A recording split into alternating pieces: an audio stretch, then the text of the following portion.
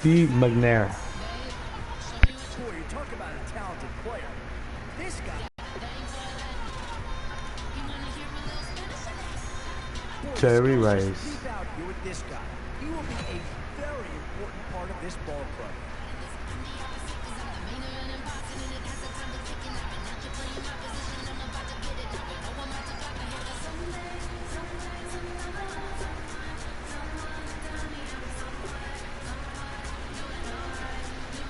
Roster to begin with.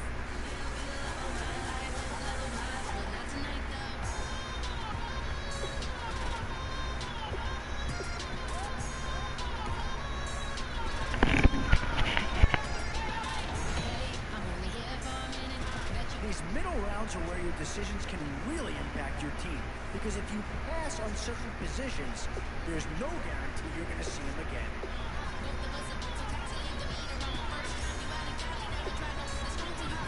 Let's go on Tony Freeman. I wanted to go with O'Neal Wright.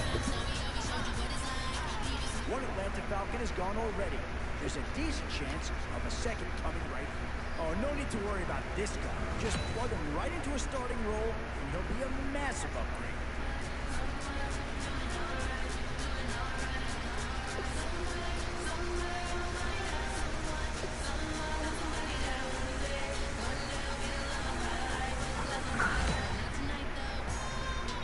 Tough call here. Do you try and get tougher up front, or get yourself a player in what we call a skill position? Look at that tackle. Where to now? Do you get yourself a big brute for the trenches, or someone who can really help you out at a playmaker type spot? O'Neal center.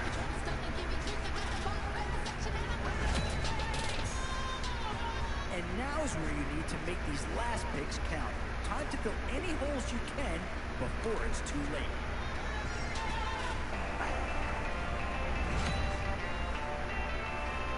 Whoever's making the final decision here might have a coordinator in each ear. Do you go offense or defense?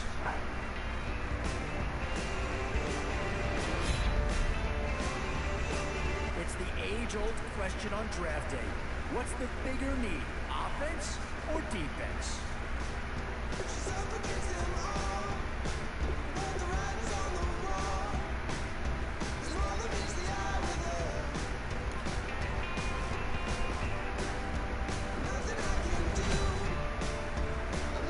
Boy, it's finger-crossing time now. With the end in sight and a few more holes to fill, you've got to be hoping that there's still a gem or two that becomes available.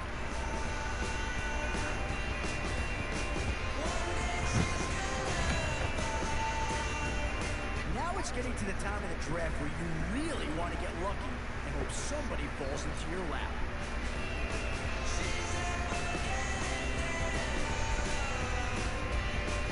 We don't have a free safety, so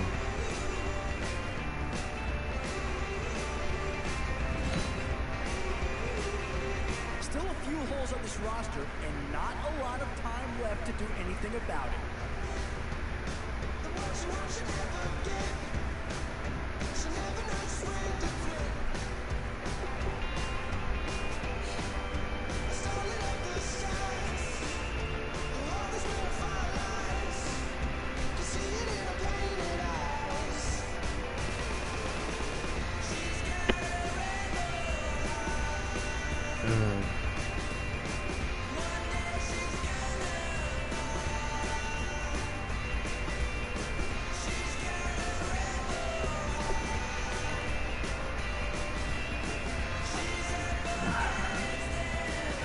Tell you, you're not going to get too far in this competition without a superstar or two.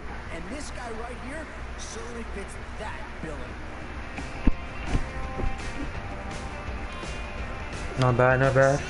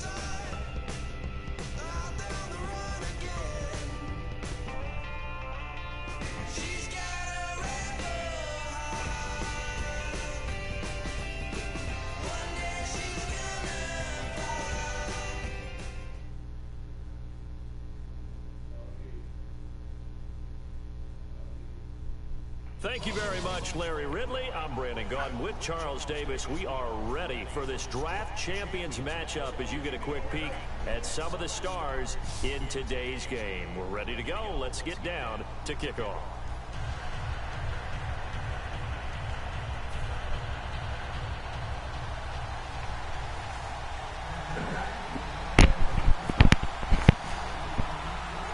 And it's the birth of a new club as we're underway in draft champions. This will be fielded at the 8. And he'll take it past the 25 and up to the 28-yard line.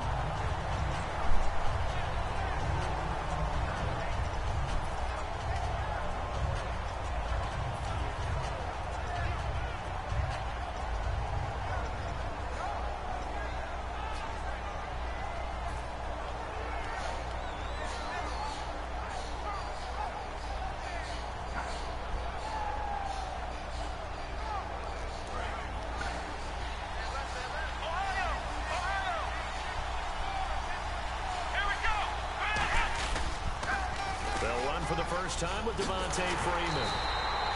And he is going to lose yardage here. That's going to go as a loss of 2, and it'll be second down. Jalen Smith out of Notre Dame. Partner, that's got to be one of the best stories in the NFL, seeing him out on the field. Yeah, it really is. That injury that he had during the bowl game against Ohio State. Boy, that hurt his draft stock. So nice to see him out there. And right away, he lost the football. Nowhere to what go. The hell? He lost the football. And his guys are going to take over at the 21-yard line. And without a doubt, not the way they pictured that opening drive. That was weird. No, they were making progress. They weren't exactly in high gear.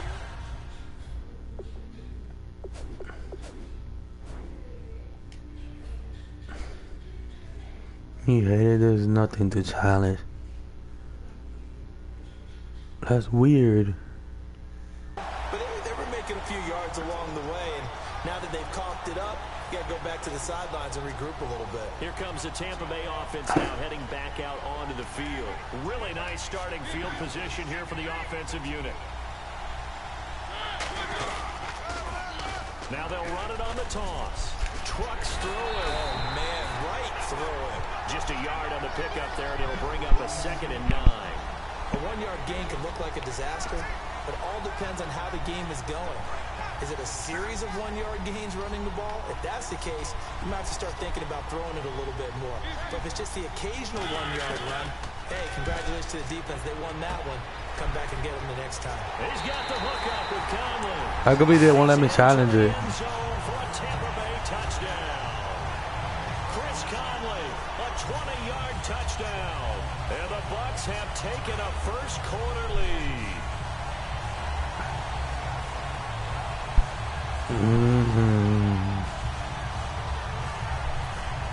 Billy Cundiff now to kick the extra point.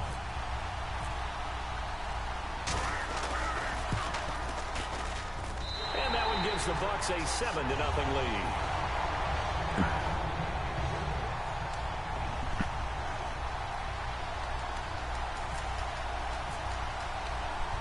Following the touchdown now, it's Bradley Pinion on to kick this one away.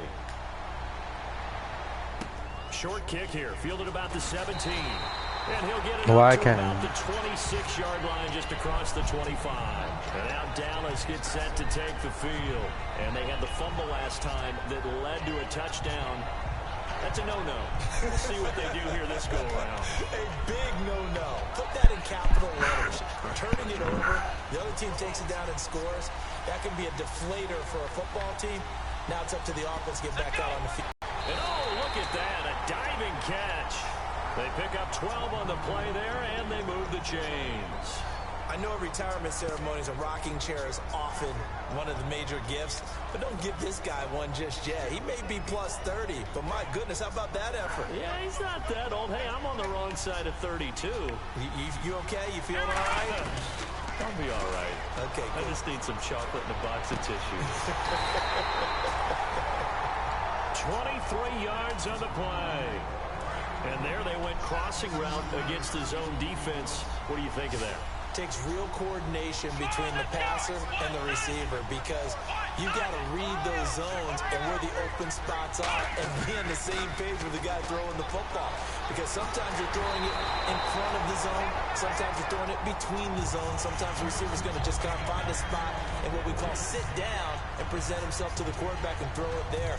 It's a tough read, but when they're in sync, it's really effective. Second down now after the incompletion.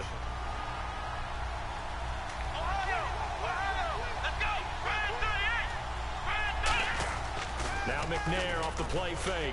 He's going to look deep down the field. And they went for a big play through the air on second down. Couldn't connect. Now it's third. One thing I know from experience is that when the deep ball is thrown and you're the defender, you've got to fight that little bit of panic that emerges. You've got to play the ball really well. It's a 50-50 jump ball play. And guess what? They took a shot. How are you going to win it? And in this case, they managed to get it done. Here's McNair. Jordan Reed has it. And he's going to get the first down here as he's taken down at the 22. It fits the exact right word. Over the middle, there's almost always traffic. So anytime you're a receiver in that area, you're not just focused on catching the football. You're wondering where the collision's going to come from, right? Because there's almost always someone there able to concentrate, catch it, and even added a little extra at the end with a short run. Not a run that you're going to write home about, but still a good first down run. That's what an offense calls staying on schedule. 3 to 4 yards on first down, you're set up very well for the rest of the drive. Play action. It's McNair. Looking for his tight end read, and it's intercepted. A great read, and it's picked off. And look out. I think he's going to go.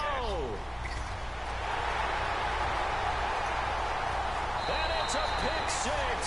He brings it back to the house for a Buccaneer TD. Short throw pick six right there. Those linebackers, they love when those short throws come and those eyes get real wide, don't they? How about the anticipation on the play? Reading, reacting, and then the ability to catch the football and take it in the opposite direction. And it's good to make it 14-0.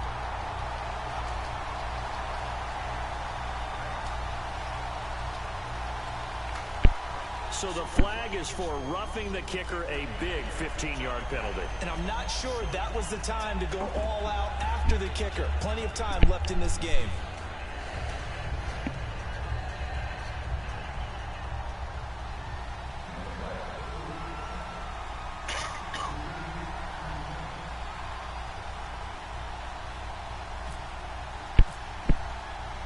So they'll get another shot on offense following that pick six. And now the kick is away. This fielded at the 2. And not a particularly good return here as they'll be forced to start at the 12-yard line. And now Dallas gets set to take the field. And following the pick six, and they have decent field position in throwing that pick six. We'll see how they attack this run. And I think all you say to your guy is, listen, let's just take care of the football a little bit better. Make some better decisions on this drive, and they'll probably help him a little bit with maybe some really high percentage throws early to let him get settled back in. They told us they've got confidence. That's not a problem. Yeah, not a problem at all. They just want to make sure they get things settled down a little bit for their offense and give their defense a little bit of a chance to rest. Not too many things get to a quarterback of this magnitude, but I think it's safe to say that pressure can get to any quarterback. Now, he's obviously a great franchise quarterback, but felt the pressure, threw it incomplete. Let's go. On second down, McNair. Over the middle, that's caught by Rice. And they'll get 9 there as that sets him up better for third down. That was a nicely run slant route, and what the receiver's trying to do is make the defender think he's going upfield for a deeper route, and then breaks it off, usually after about 3 to 4 steps, and cuts towards the middle of the field. And now what he's trying to do is use his body to keep the defender away from the football and get the quarterback a really nice target. And he's brought down after a good gain. And they're able to convert on third with a solid gain of 23. All right, I'm doing my rudimentary math here. That's his third catch here in the first quarter. I don't know if it's just game plan or he's just finding his way open. And maybe a little of both. 6 yards on the pickup, and it's a second down. Sitting alongside Charles Davis, I'm Brandon Gaudin as it is Cowboy football to begin quarter number 2. They've got it 2nd and 4 to start things out.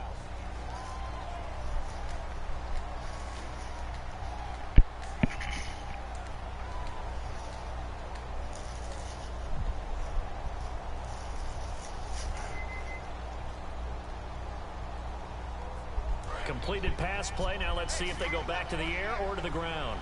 They'll come out in the pistol.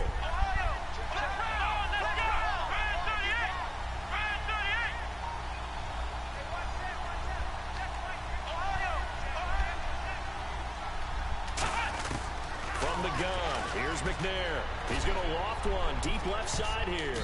That's going to be knocked away and incomplete. Jerry Rice, the one he was looking for. And it's third down. Knock it away. Incomplete pass on second down. Let's see what the offense draws up here on third.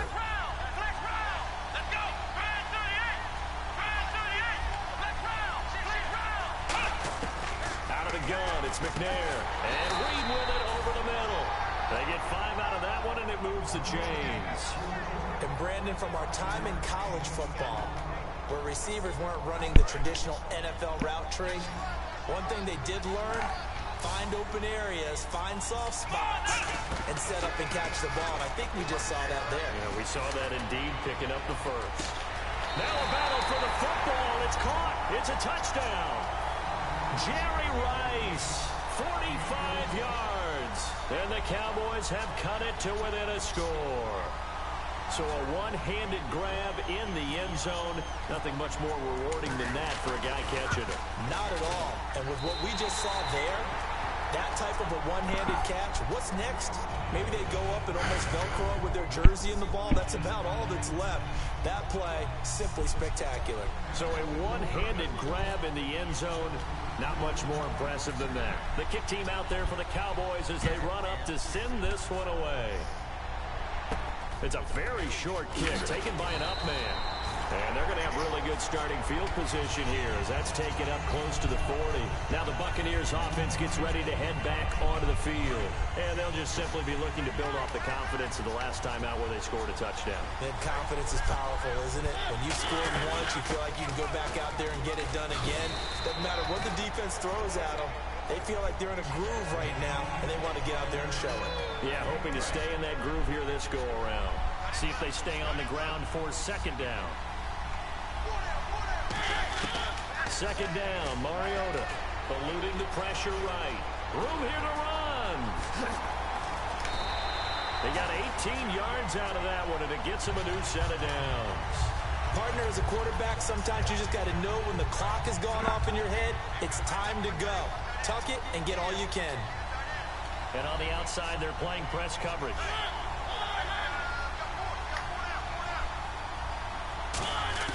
Mariota now to throw on first down. Being chased out left. And he's got room. And he'll slide down to avoid. Ah, little bit got scared. A gain of 5. That'll make it second down. Now, how about that play? He took a possible negative and turned it into positive yardage and slid down to avoid taking a big shot. Excellent job getting down and avoiding the big hit. Buying time to his left. His throw incomplete. He was looking for Ty Montgomery that time. And it's third down.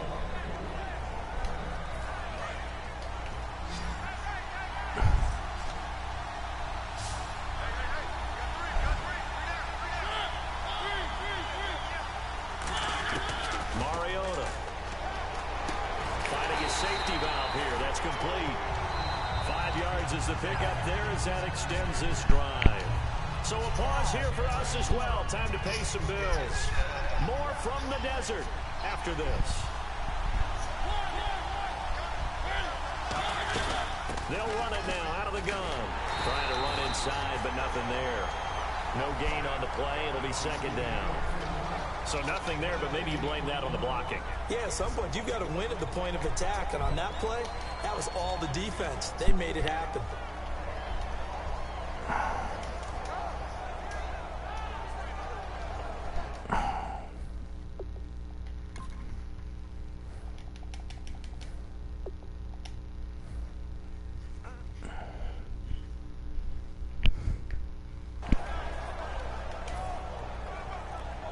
Offense looking to avoid a third and long. It's 2nd and 10.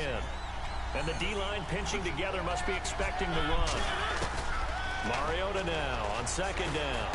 Throwing for his running back, and he's got him complete.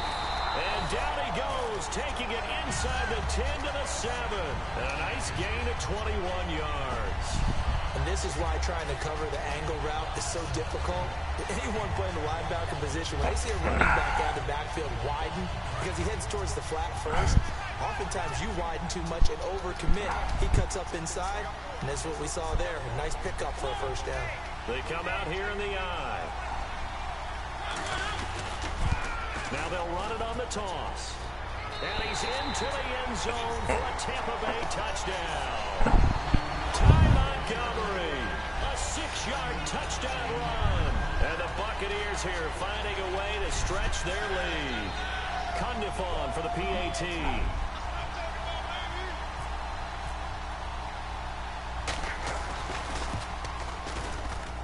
It's good, and it is now 21-7.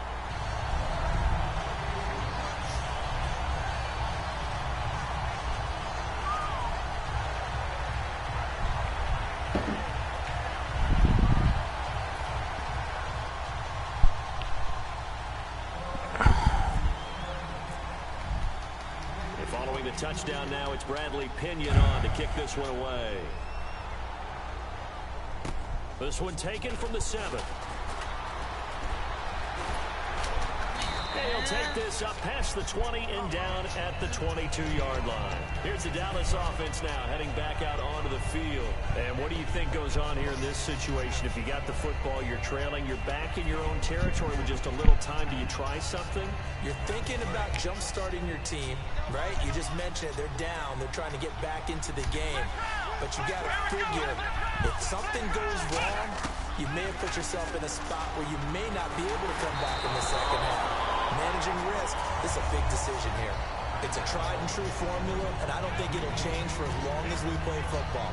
If someone's trying to throw the ball and you can put pressure on them and make it tough, that's only going to help your defense. Yeah, he's since being hurried. He got rid of it before taking the hit, but incomplete. Offense still needing 10 yards. Second down. Again, we'll see the pistol here. McNair. He's going to air one out. And both guys were there, but it falls incomplete. And when all else fails as a defender, when you're not there in the coverage, your best friend is exactly what we saw there. A big play shot taken by the offense. Unfortunately, it ended in a big drop. And incomplete here on third down. Michael Crabtree, the intended receiver, and it's fourth down. We know it's not an easy job to go out and catch passes when people are trying to tackle you and knock the ball away. But the bottom line is, that's a pass he's got to have and a pass he should have caught. Here's Jacob Shum. You know that was a computer, right? It wasn't you. Back deep, Patrick Peterson. Exactly.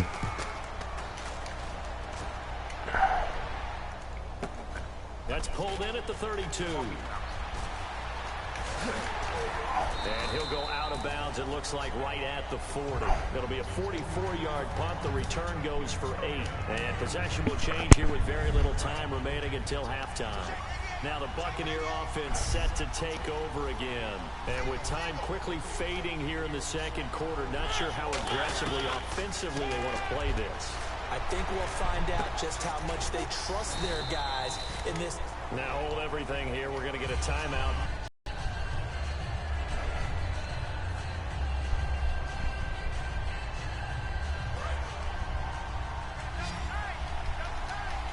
They come out 5 wide, 3 of them to the right side. Now a second down throw for Mariota. And no escaping this time as he'll go down. They got him for a sack. And unless this is a quick incompletion, this is likely the last play here of this first half. So we have come to halftime in what's already a 2-touchdown game. As we send you on to Orlando, we hook back up with Larry Ridley. He's got our EA Sports halftime report.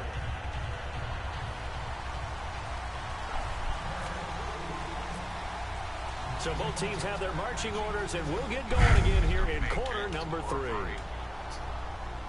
This fielded at the 2.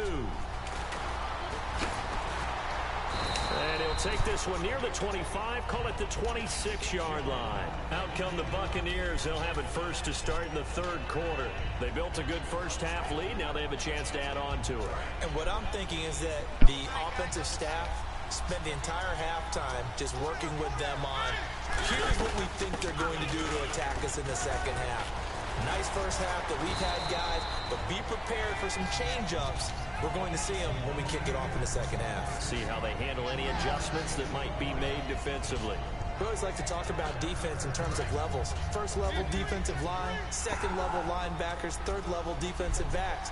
On that run, that was a good player. First level run, and it was stopped by a second level player. And he'll slip his way up across the 30 to the 32. 4 yards on the pickup there as it'll leave him with a third and about 4 more for a first. So the offense needing 4 yards. It's third down.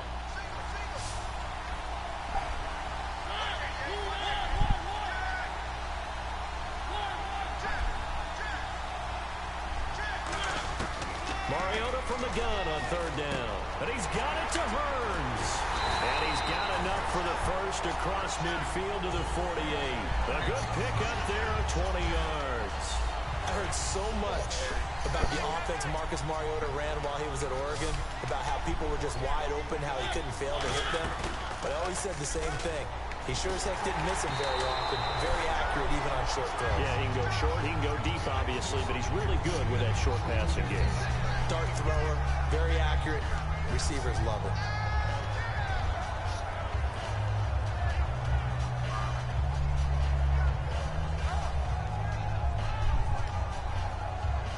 So incomplete on first. Let's see what second down has in store.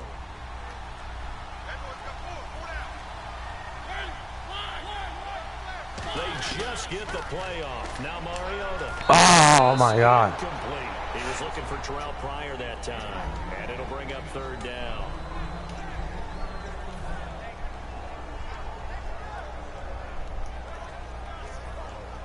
And the offense looks to pick up the first here on third after that incompletion.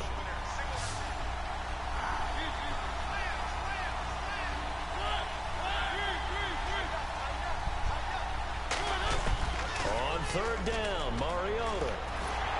Oh, the ball comes out on the hit, but they'll say it's incomplete. The intended target, the tight end, Austin Seferian-Jenkins. And that'll bring up a fourth down.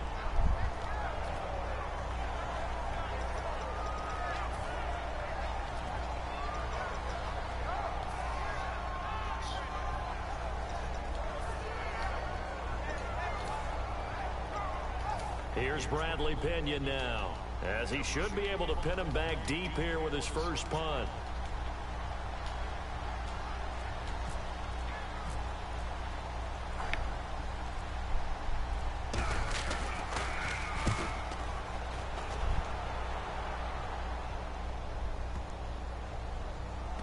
And did they keep it in? They did. They kept it in. It's down close to the goal line at the 1-yard line. The Cowboys offense now, they head out for their first possession of the second half. They were able to get the stop defensively. Now a chance to turn that into points on the offensive end.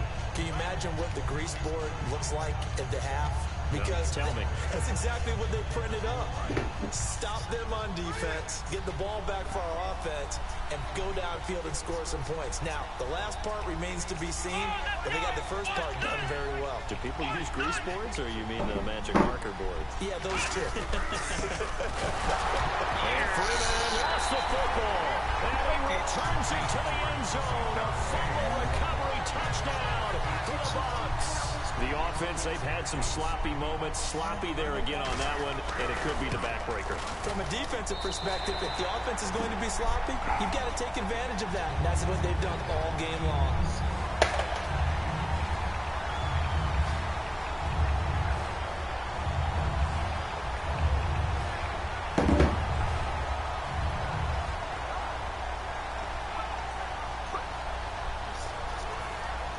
Bro, you playing on rank. That tells you a lot. that tells a lot. You playing on rank. You playing on rank. Come on. On rank. It's on rank. Why you so worried about it? This is taken at his 4.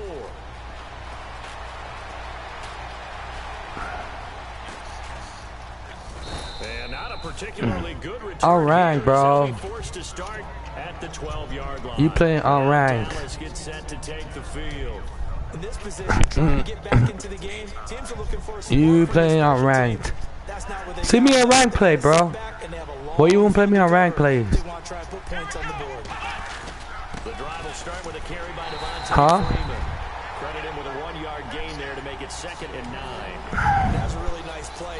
Oh, now you want to talk trash, huh?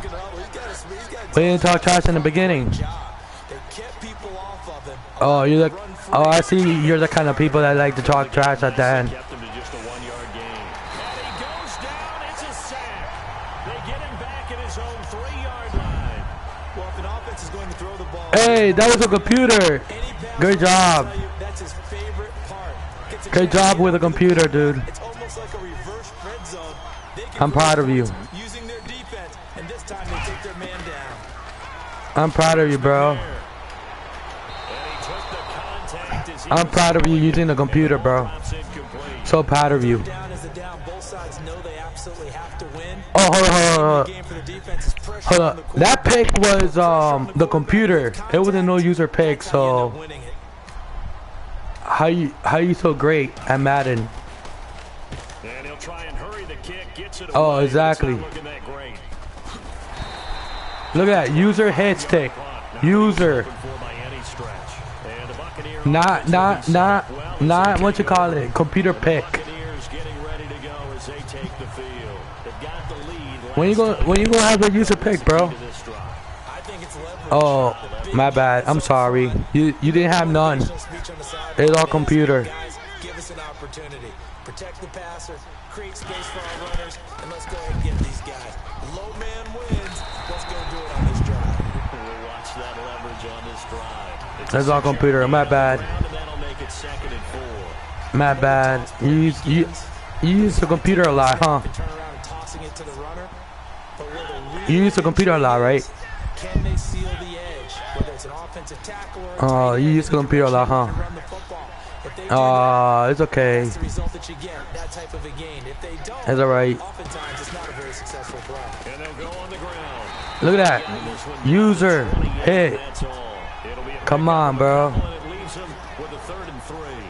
Tough day, tough sledding right there, and it's been that way the entire game. User hit. No room to ramble for him. Yeah, you're right. It's been that way all afternoon. Didn't get a whole lot better there. Hold on. Looks like the defense in press coverage here. Now they'll run it on the toss. Where you going, bro? They'll lose yards. User again, bro. I don't use my computer like you do, bro. For a loss of 1. Fucking pussy. The toughest things for an offensive lineman to learn is the ability to get in space and hit people who are moving targets. Taking the whole game. On that play, a nice play for the defense. You didn't even have a user pick in the whole game. Oh, so shut the fuck up. Never have a user pick ever. You never have a user pick yet in this game. And with things looking pretty good on the scoreboard, they're going to keep the offense out there and go for it here on 4th. Oh, here comes the run with Mariota. Now Mariota on 4th down. And Davis has it over the middle. The Bucs try it on 4th down, but come up empty. And the Cowboys defense is going to get them the football. No, sorry. Now the Cowboys offense You need to use your user's field. truck, And on the motherfucker. last go-around, they really couldn't get anything going. He would have got the first down. Deep inside their own territory. You thought the computer got for you, bro? Position battle is a general rule. Look at this. Looking for now is Like this, bro. That's how you fucking hit square, bro. just a few times First down, bro. That's how you do it, bro. and hopefully flip the field. That's how you do it to get a first down, bro. Tap square. Offense lining up 1st and Stop 10. square, bro. You trying to drag me down, bro? They come out with 1 back and 3 tight ends. Look at this. Look at this. Action here on 1st Look at down. this. Look at that. Come on. Look at that, bro. And he gets this one to midfield before he's Dude. brought down. That one Dude, goes why you for getting 13 scared? yards, and he moves his Why you getting scared, bro? back to the line now. Now a play fake here on 1st down.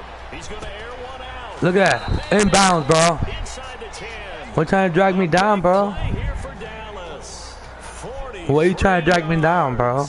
And at this stage, down in the second half, looks like they just wanted to find a way to get it in the hands of their Bro, you trying to drag me down, bro. Exactly right. I don't think the coordinator's looking at his play sheet and trying to figure out which play. Why you trying to cover my guy? He's trying to figure out how to get the ball to the playmaker that you just described. Looking down at that sheet, you find people plays, not necessarily X's and O's, and that's exactly what they did there. Bro, I noticed you go to the middle and then get near my guy and switch. Because you're garbage, bro. You don't have no faith in your fucking defense. Now McNair off the play fake. Computer. That was computer, bro. That was all computer. You know that was computer. That was computer. It's 3rd and goal.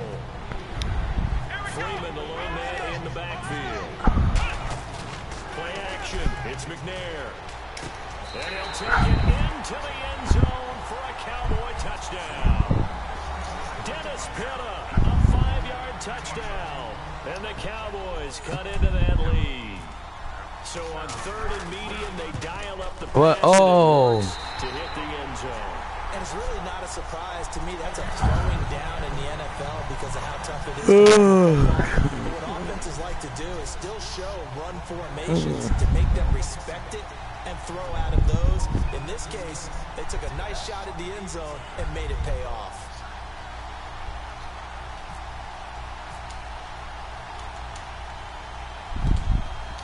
And the Buccaneers able to recover. Their hands team does its job. Now, 4th quarter, they felt like they needed the football back. Unfortunately, they couldn't get it. And I know we've brought analytics into the game, and someone has said here that the data says that when a team's expecting an onside kick, 80% of the time, I'm in the right side all the time. actually recover the ball, which is what we saw here. I just wonder if that number Boom. is more of a anecdotal type of a number. Kind of like when the coaches tell us, well, when you score on special teams, 93% of the time you win the game. I'm still Are you black? That number is empirical. Now they'll run it on the toss. And there just continues to be nowhere to run. He's bottled up again at the line of scrimmage. And they're going to hurry back to the line now.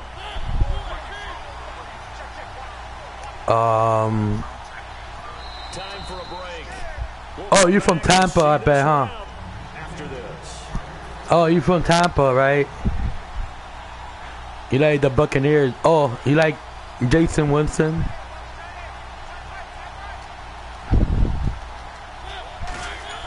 Mariota to throw it. Out to his left.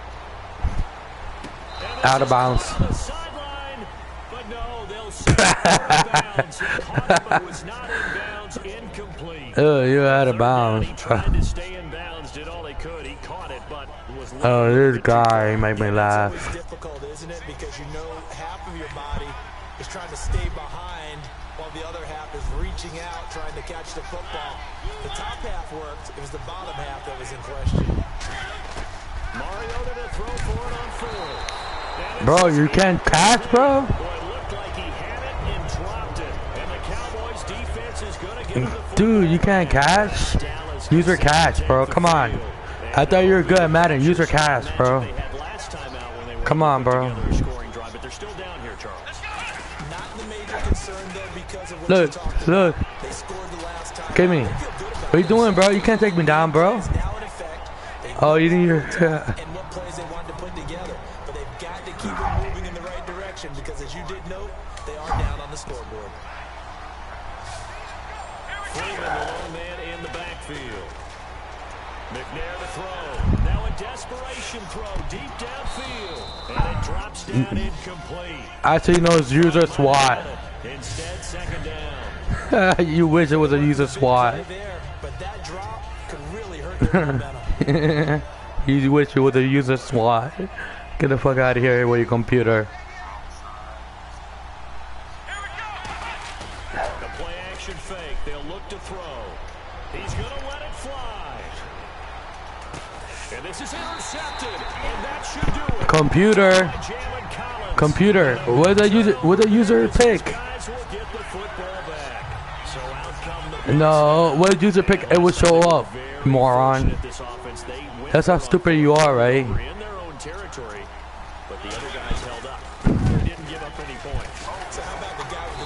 User pick. What's your user pick at, bro?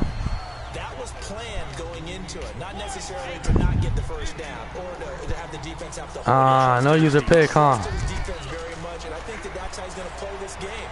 Go for it, be aggressive, because I've got the wild bunch backing me up over here on my own side. Let's see what his offense can do. Right, 2 minute drill. What's your user pick, though? I'm waiting for your user pick, bro. After that play, getting his toes tapped down to make that catch. Crafty. Yep. Wiley. Oh, definitely. All the veteran names. You name it. Now whistles come in. We're going to get a timeout here by the offense. It's just their first. They've got 2 more to use here in the final stages. Mariota here to throw. And at the 7-yard line, the catch is made. Touchdown. What happened to user pick? No. The question is, where's the user pick at? And the Bucs are going to add on to their lead. No. Oh, I see what kind of Madden player are you, bro. You're kind of person that use a computer to get your picks. Icing on the cake, if you will. I understand. And following the touchdown now, it's Bradley Pinion on to kick this one away. This is taken at the 3. Look.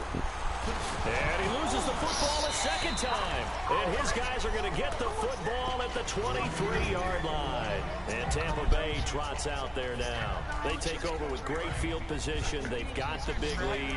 Most would say they should kneel. You don't know your players. You never know here. You never know. That's the exact play that should happen. But some people like stats. You know, some people like to put more things up on the board. But kneel down is usually the right play here. That was computer that batted it down. That was computer that batted it down. See, at least I can admit that you don't. Just look at the receiver and say, should have caught that one. That was a drop, and we just put it on the offense. How about a little credit for the defense there? They just forced it incomplete. And he's going to be taken. Look at that computer sack. Back at the 32. Computer sack. In there to pick up his second sack now of the afternoon.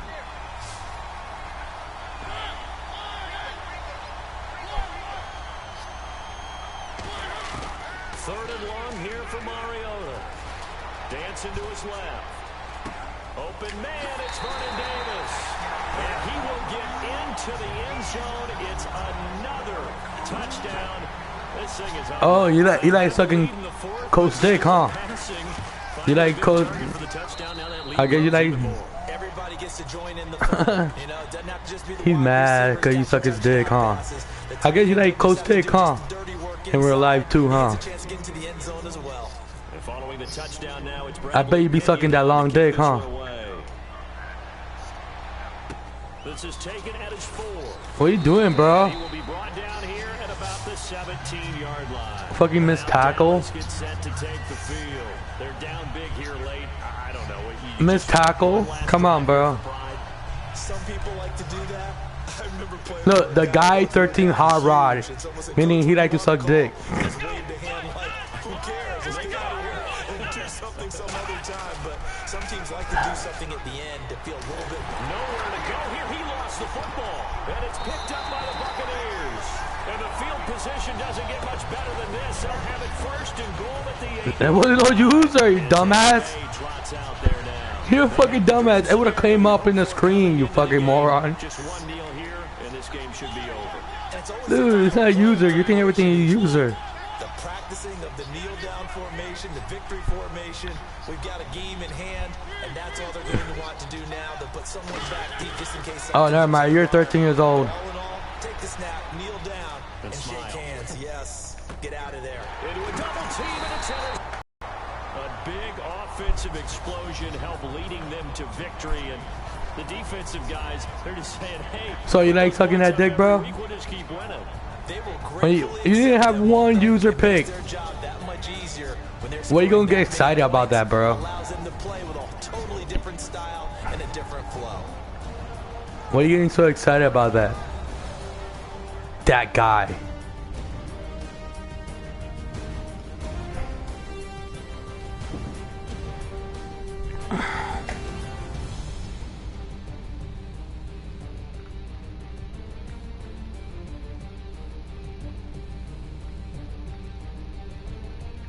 That guy. With no user pick. So that'll just about do it for Charles Davis. I'm Brandon Gaudin. You've been watching the NFL on EA Sports. For more, log on to easports.com. With that, we say so long and sign off from the desert. Hey, don't know how they do a user pick.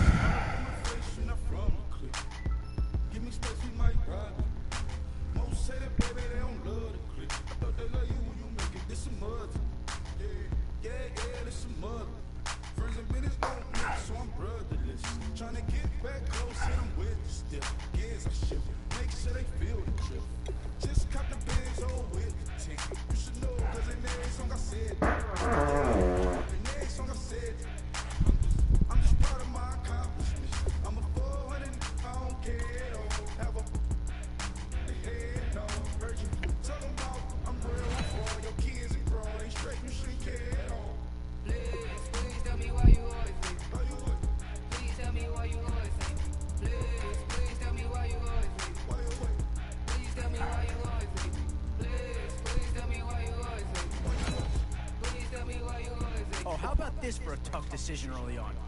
Yeah, I don't think you needed a crystal ball to see that pick coming. That's all about loyalty and familiarity right there.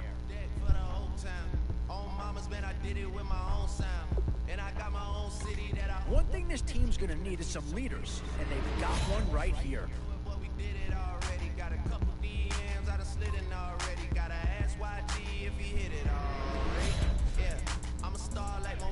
Yeah, here's a spot where the fan base would be clamoring for a skill player. But do you listen to them or go after someone who can help you up front? In these middle rounds, you have to start asking yourself, do you settle for what's available? Yeah, maybe not the pick that's going to change this team's fortune, but he is an improvement over what they had. Please tell me why you always leave. Please tell me why you always leave. Please tell me why you always leave. Please tell me why you always leave. Well, the Bengals have got a handful of real good assets to pick from. One's gone already. Could a second be on the way? This is a pretty telling pick here. Do you go for a big bruiser up front, or get yourself someone who could be a difference maker at a skill position? While you hating on the progress, I'm a humble. I don't even prize what I do. I just drive the Maybach through the project. It's still crazy, I ain't even tried shit. Hey, from a distance, please don't try me. So, with a handful of starters already nailed down, you have to ask yourself, do you dare go for depth, or do you just try to cover as many areas of the field as possible? I mean, I got a Kindle in my mattress. Oh, I got the beating back breaking. Please tell me why you always leave. Boy, it's finger crossing time now. With the end in sight and a few more holes to fill, you've got to be hoping that there's still a gem or two that becomes available. Options here on both sides of the football. It's pretty much of a coin flip if you ask me. The light is going down and the weekend's here. Save my soul. I can feel it coming, troubles in the air. Oh my Lord, the light is going down and the weekend. These are tough decisions here. Offense or defense? Which side has the more pressing need? Come on, baby.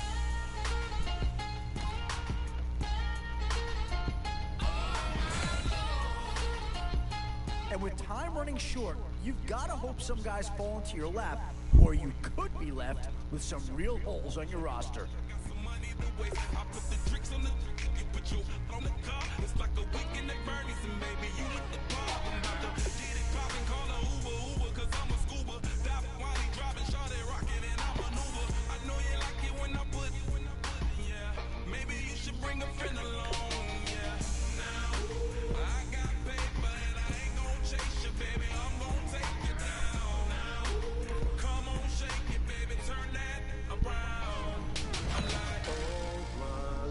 And now is where you need to make these last picks count. time to fill any holes you can before it's too late. I can feel it coming, troubles in the air. The light is going down and the weekend's here. Save my soul. Who's all with me? We've seen one Detroit Lion be selected so far. Could another be far behind?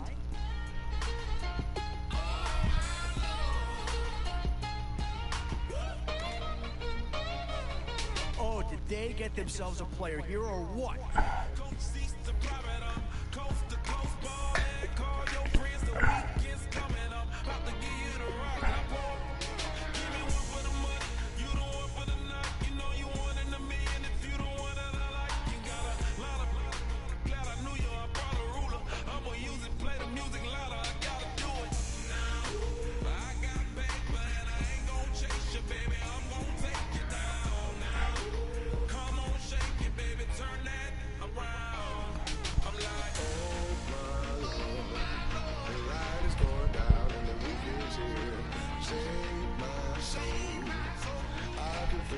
Troubles in the air.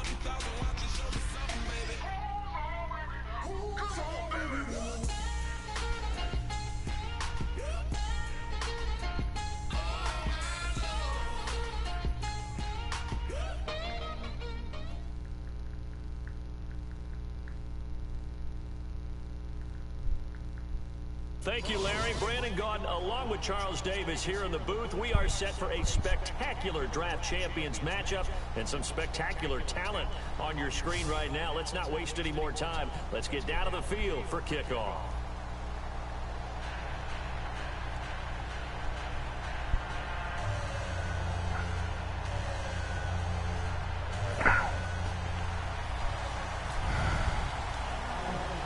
And it's the birth of a new club as we're underway in Draft Champions. This will be taken short.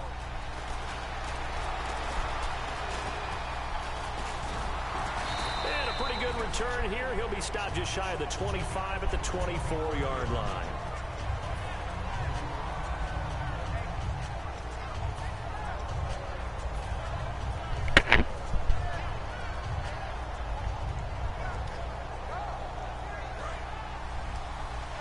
Looking to jam the receivers at the line here. Press coverage look defensively.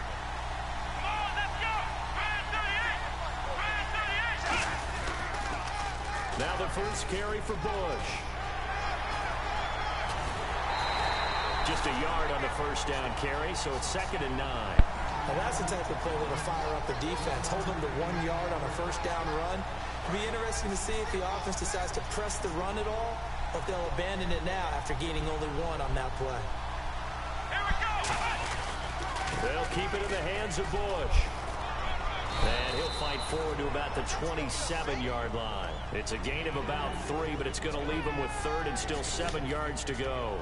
Partner, we know today's NFL is really built around the guy throwing the football. But these short runs, they still pay dividends because they can take their toll on a defense and they can add up as the game goes along. You control the clock, you control the ball, and that way you often control the game. On 3rd down, Taylor. And this is going to be incomplete. They were looking for Johnson that time, and it brings up 4th down. It's always tough for the guys throwing the football when they think they've got a completion and the ball's almost there, and then someone sneaks a hand or two in and bats it away. Okay, look at this. The punt team nowhere to be found. They're on the sidelines. Offense going to go for this on the opening drive. Here's Taylor, and they hit him as he throws, as this one's going to go straight down to the turf. Incomplete. So they take a big chance here in their own territory. And you think the coach may have some questions to answer? Yeah, and, you know, normally we focus on the media, right? The social media barrage that he's going to get for this one. How about on his own sideline and in his locker room? Yeah. Because I think the team's going to look at him like, Coach, well, why would we go for it there? I mean, no confidence in the defense. You don't like the punter. I mean, what's going on here? He tried to pitch it in the ball's What? It's picked up. Fucking Romo. The Bronco offense now set to come back out onto the field. And this offense last time turned it over, went for it on fourth, didn't get it. They're lucky, though, because no points against the team on the board, but we'll see how they respond. Wow, Romo. Credit to their defensive teammates, don't they?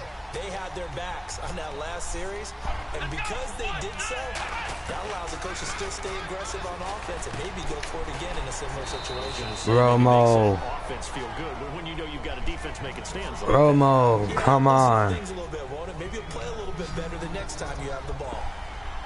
They'll come out in the pistol. On 1st and 10, it's Taylor.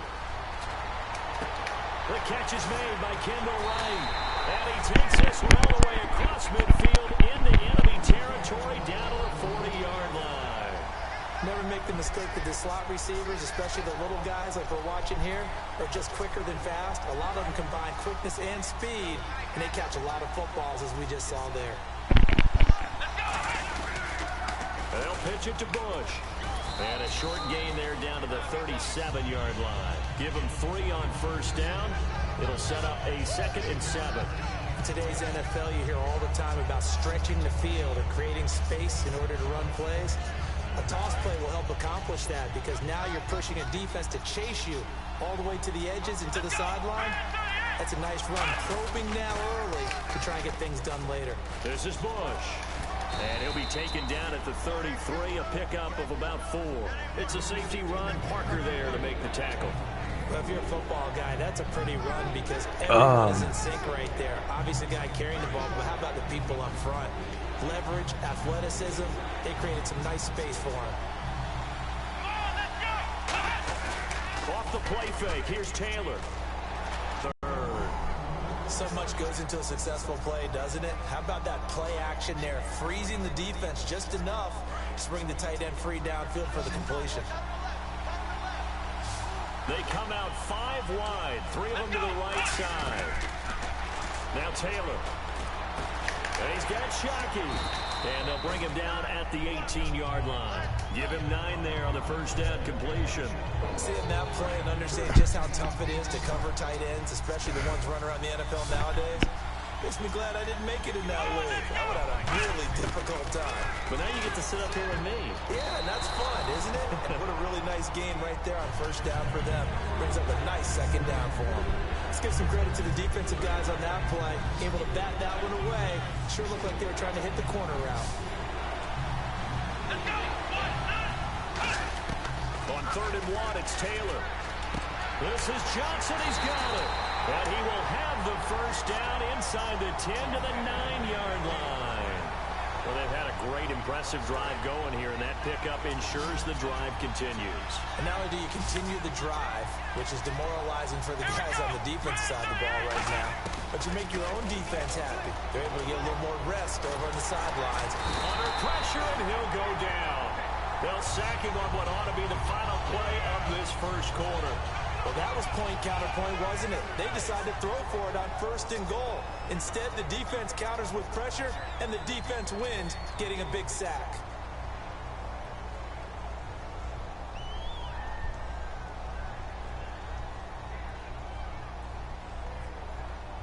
So the D gets the sack on 1st, and now it brings up 2nd down. They'll run it with Bush. And able to get him inside the 5 here, just inside the 5 to about the 4. A very valuable 9-yard pickup, and now they're set up a little better here for 3rd and goal.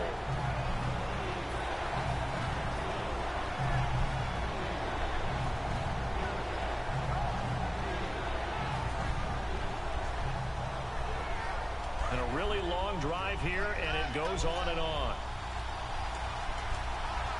Play clock down to 5, and they're going to burn a timeout. They'll have 2 remaining as we step aside here in this 2nd quarter.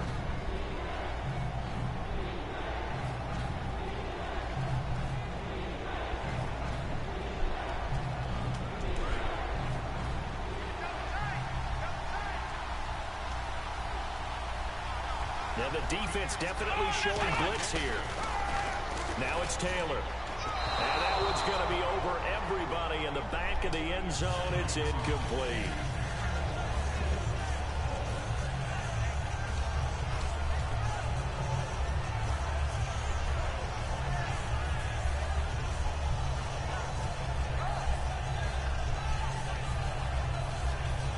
So on fourth down, Jason Garrett sends in his field goal unit.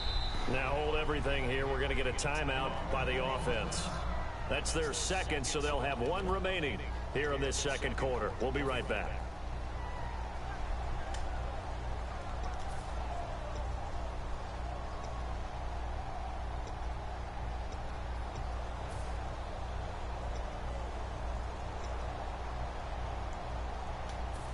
No movement from the field goal unit. They've got 4 full yards to go here on fourth and goal to hit pay dirt, but they're going to go for it. Here we go.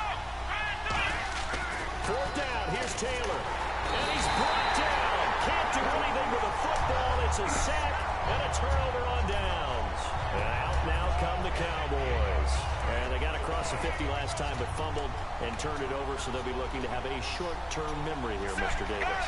Not only a short-term memory, but a whole lot better ball security. Because if they take care of the ball, continue to move it, their chances of scoring some points, they got to feel pretty good about. They thought they had things moving in the right direction last time. Fumbles, they don't just affect you on offense, they affect your overall team, because now the defense has to make that stand up.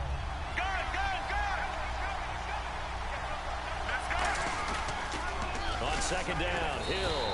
Oh, he dove. What the fuck? He fucking dove. Why they haven't scored any points so far. I think it's time to abandon the run game, spread things out, and go to the air. It certainly can't be any worse than what they've done so far. 3rd and 11, 5 in the secondary now. Nickel look. Now it's Romo off the bootleg. Oh, a scrap for the football, and he's going to come down with Don't die, bro. Very solid gain of 27.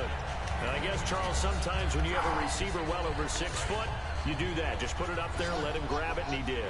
And it certainly appears like a 50-50 ball, right? We always talk about that when both sides have a chance to get it, the receiver or the guy covering him. But I think the odds actually are in favor of the offense. They can see the ball coming oftentimes before the defender can get his head around. So I think that really goes to like 70-30, and they should be able to go up and get it most of the time. He got it there. Now Romo. Going for a right side here, complete. And he'll be taken down, but not before getting this inside the 30. So a minute 55 to go in the first half. We're back to Arrowhead after this. On first down, it's Romo. And he'll be hit as he releases it, and that'll fall incomplete. The good signal callers would never go back in the huddle and play the blame game because they need those guys to protect him. But on that last one, his offensive line, they lost their leverage very quickly, and that's why they were able to get to him and hit him as he tried to throw the football and force an incompletion. Back to the air they go. Romo on second down. Conley's got it over the middle. The reception good for 7. It's third down. And now it looks like they're going to be in the hurry-up. In today's football, where receivers break tackles, make people miss, get upfield for the extra yardage, when you see a play like that where it's caught and he's dropped on the spot, that's a big-time play by the defense. And able to find Conley.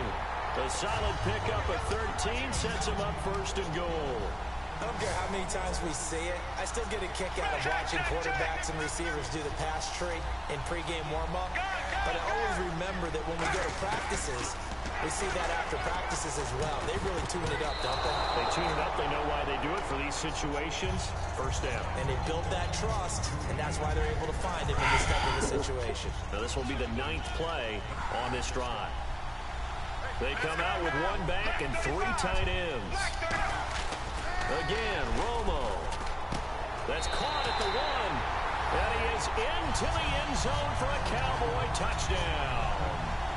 Will tie from 6 yards away. And the Cowboys are in for 6. No, he missed the PAT. No good on the extra point, so a letdown there. And this will stay a 6-point ball game.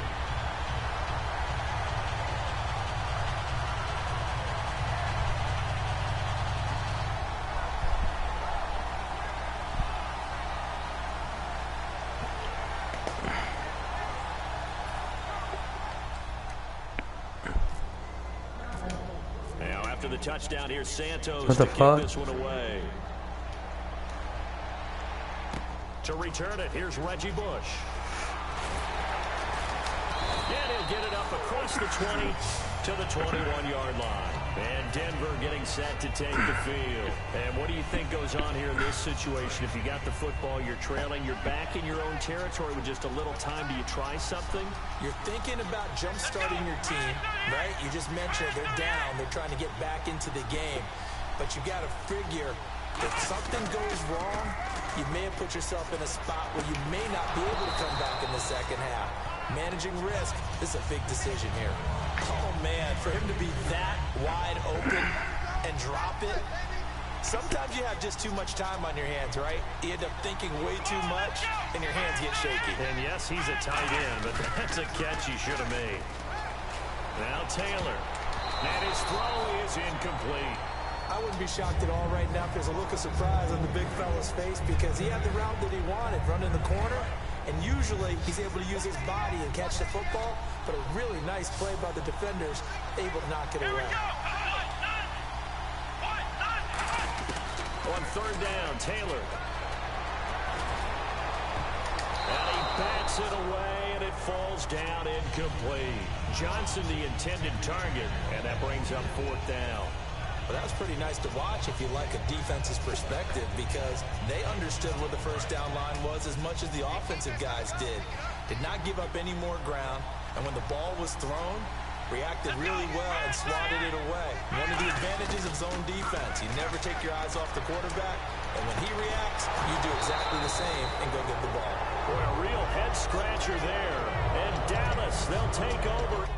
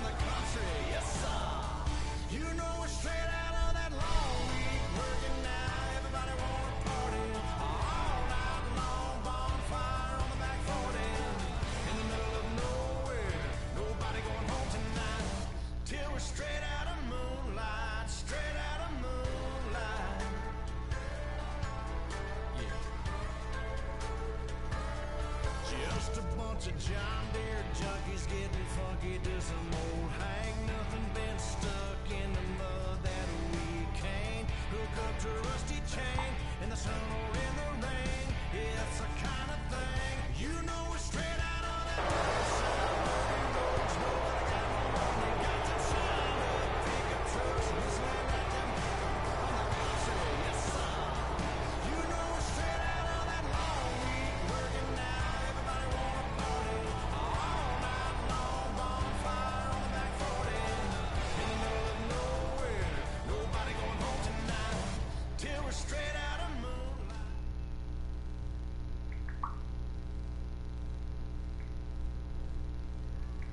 Thank you, Larry. So the picks are in. We welcome you to this Draft Champions contest. I'm Brandon Gaudin along with Charles Davis, ready to call the action. And let's get to it. Down to the field. It's time for kickoff.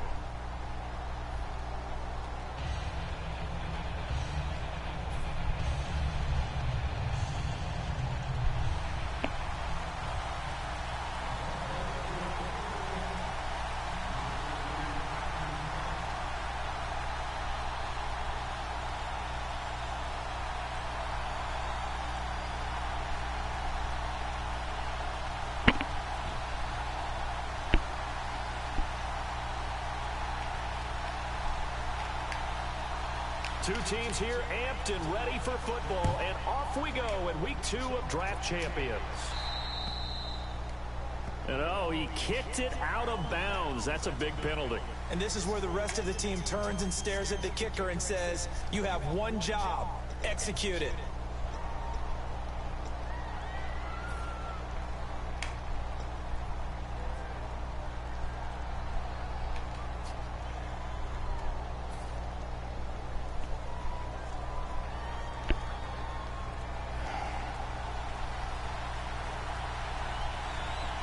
play clock winding down. Now a pitch out to Hill. And he is going to lose yardage here. They want to question the courage of the guys who play on the corner. How about when you see a toss sweep coming your way, yet you still go into the backfield, get past the blockers, and make the tackle? That's big league. Tony Romo. Here's Romo now on second down. It's complete to Chris Conley. 6 yards is the pickup, and that'll lead to a third down. Nothing flashy there, the slant to the slot. Oh, and the frustration for the defensive guys, because it's a quick play, and you know it's going to be a bang-bang play in terms of the throw and the catch, and then he's able to absorb the contact and complete it. Back to throw, Romo.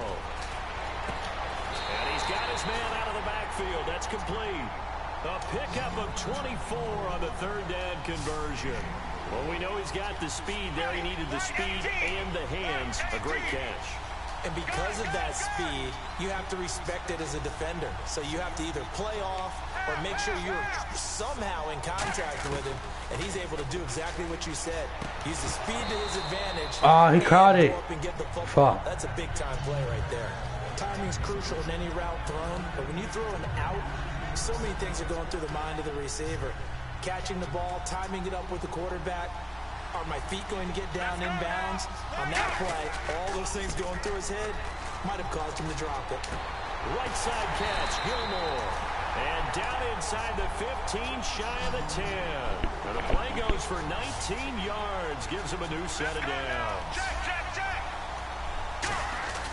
Now a play fake here on first down. And he fires one that's intercepted. A great read, and it's picked off. And a big turnover there as his guys will get the football back. Well, they thought they were going to break the tie. The defense had other plans. They were already in field goal range, but boom, an interception. I don't know if this was a case of being a little bit too greedy with the opportunity to put points on the board, but give credit to the guys on the defensive side. Hung in there, battled, and made a key play. And he'll be hit and dropped for a loss at the 5-yard line. And the offense there, the O-line, everybody really on offense, they were just manhandled at the point of attack. Yeah, you could pretty much call them all out, couldn't you? Almost by name, right? That was a very tough sequence for the offensive line. And how about that defensive front? Creating a new line of scrimmage and creating a lost yardage possibility. Maybe a gain of a yard that time, but yeah, from the spot, actually no gain. So 3rd and long.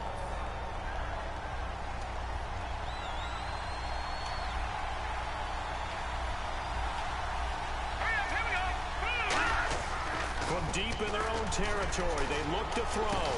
He's got Evans. Oh, whatever. He goes for 18 there as the drive will continue.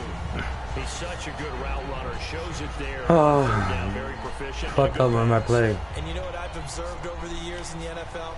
The better a route runner you are, the more confidence your guy's going to have in you to go to you in important times because he can trust you being in the right spot. And they connected there and picked up the first down. That's going to go as a loss of a yard, and it'll be 2nd down. When Nick Fairley's on his game, he is your prototypical defensive tackle who can make disruptive plays. Great hands, really good quickness. He's got the oh, shit, I fucking fell. And he is out of bounds on the other side of midfield. It's a big play there for the Broncos. 30 yards. First down and 10 now for the offensive group. Hoyer. And Gresham has it left side. That throw good for 4. It's 2nd down. And this will probably be the last play of the quarter. Back alongside Charles Davis, I'm Brandon Gaudin. It's Bronco football to begin quarter number 2. They've got it 2nd and 6 to start things out.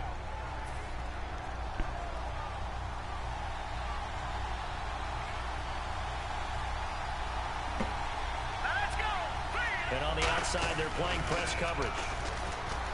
Now Hoyer. Caught here by Conley. And they're able to get this one past the 30 down to the 25. They got 18 yards out of that one, and it gets them a new set of downs. Offense comes to the line now, 1st and 10.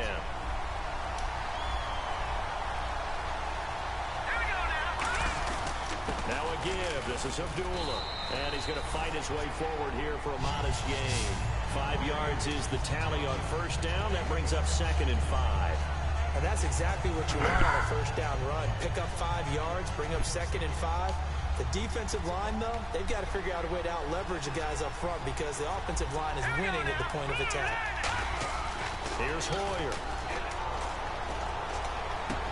That is caught. What the hell? How that fucking fell? For a Denver score. Chris Conley, a 20-yard touchdown. Remember, I don't got good corners. As a former DB, you might not like to see that, but from a wide receiver's perspective, those are the plays they dream of. Correct on both counts. All right, because once he took off, I mean, let's face it. Oh, this is kind of do go for 2? Speed limits out there, and off he went. Oh, okay. The one trying to chase him. Now I know every time you go for 2. The Broncos kickoff unit out there to kick this one away. This will be taken very short. And they're going to wind up with pretty good starting field position as they get it up past the 35. And now here come the Cowboys. And the interception thrown in the red zone last time. We'll see if they can rebound. I just have to think the last thing he said as they went back out there was, don't do that again. What do you think? What do you think? Yeah, I think that. I think that not only did he say that, but he also told him, let's put it in the end zone that it's supposed to be in, all right? The end zone we're trying to score. I know we're being a little bit facetious here, but the bottom line is take care of the... He rifles one that's intercepted. A great read, and it's picked off. And his guys are going to get the football at the 37-yard line. And coming out now, the Broncos. And that last drive, a long drive, but not just that. They had a great air attack going. Do they stick with that? I would think that they would, because if they were confident enough to do it on the last drive, starting backed up in their own territory, oh, they're going to run in. Change anything. They've got to be confident about what they're presenting and continue to do so. Yeah, because the secondary, they really look clueless. And that was amazing because that drive went and went, no adjustments, and no big plays by the defense to knock the ball away. Looked like he was trying to bounce it outside, but no success. Yeah, sometimes you got to just figure out where you're going to go, and sometimes you just have to take it to another spot. And trying to get it outside, the defensive pursuit was there and just ran him down. Evans has it left side. 2 minutes remain here in the first half. We'll come back to Cincinnati after this.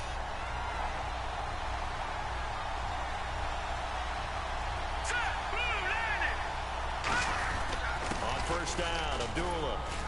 And able to push his way forward here for a good little gain. It's a pickup of 4, and it'll bring up 2nd down.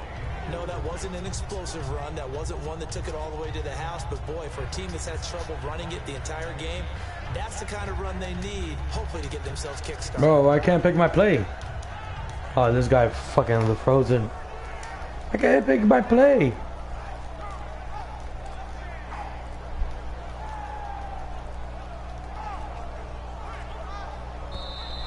And they will not even get to the line here as we'll get a delay.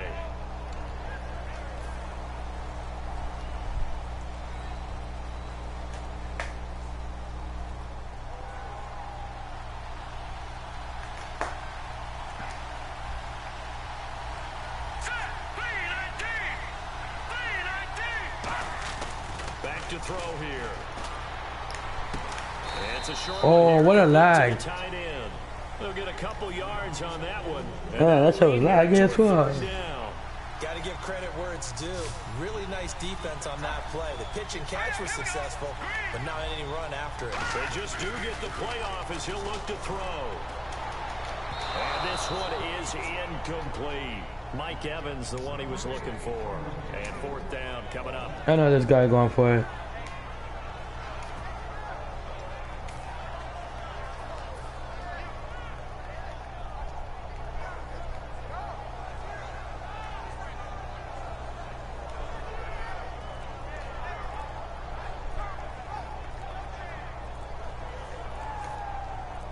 And now with the play clock about to Fucking run out, his connection. he's going to use a timeout.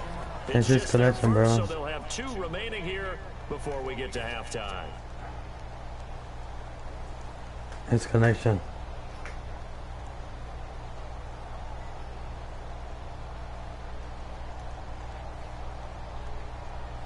tough ask here. They're going to go for it on 4th down and 9.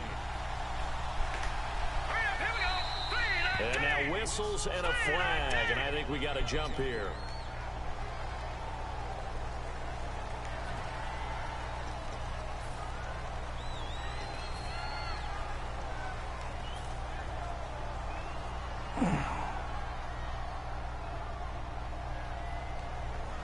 And no signs of the field goal unit. They're going for it on 4th down. Oh, top play.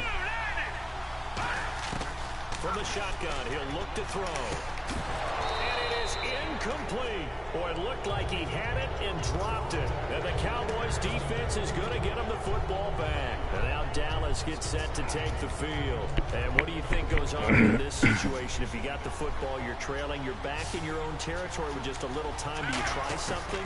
You're thinking about jump-starting your team, right? You just mentioned it. They're down. They're trying to get back. And got his man complete. A big play there just before halftime. 49 yards. A great job pulling that one in from a guy, as we know, who can really blaze. He's got a lot of speed. And that speed can work for him so many different ways. Sometimes he just takes off and goes and just runs past people. Sometimes you get people to back off so far that you can catch everything underneath. But still, at some point in the game, you probably have to make some contested catches, right? Sometimes you have to go up and beat a defender for the football. He has that in his arsenal as well. Showed it right there. Unable to connect on the first down pass play. Now it's 2nd down. Let's go now. 2nd and 10. Romo once more. He's going to go up top again. And he can't hang on. That's definitely going to be one he wishes he had back. Incomplete in the end zone. On every offensive coordinator, every play caller sheet, they have about 5 or 6 plays per game that they call shot plays or big plays. And you don't get many opportunities to dial them up. And they just did. And they drop it with a great chance to make a big play. That's going to hurt. So incomplete on 2nd down. Now they'll look to convert here on 3rd. And now with the play clock counting down, Chuck Pagano is going to take a timeout. It's just their first, so they'll have 2 remaining here before we get to halftime.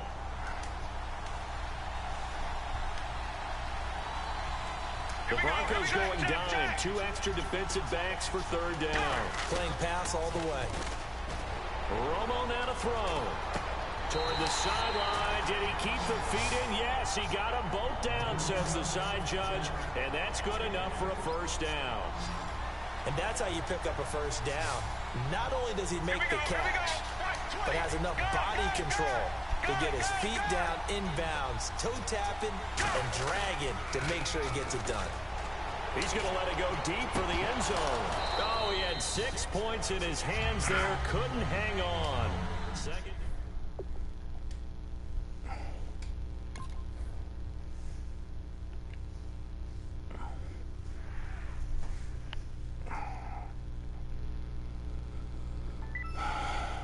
They did and batted it away.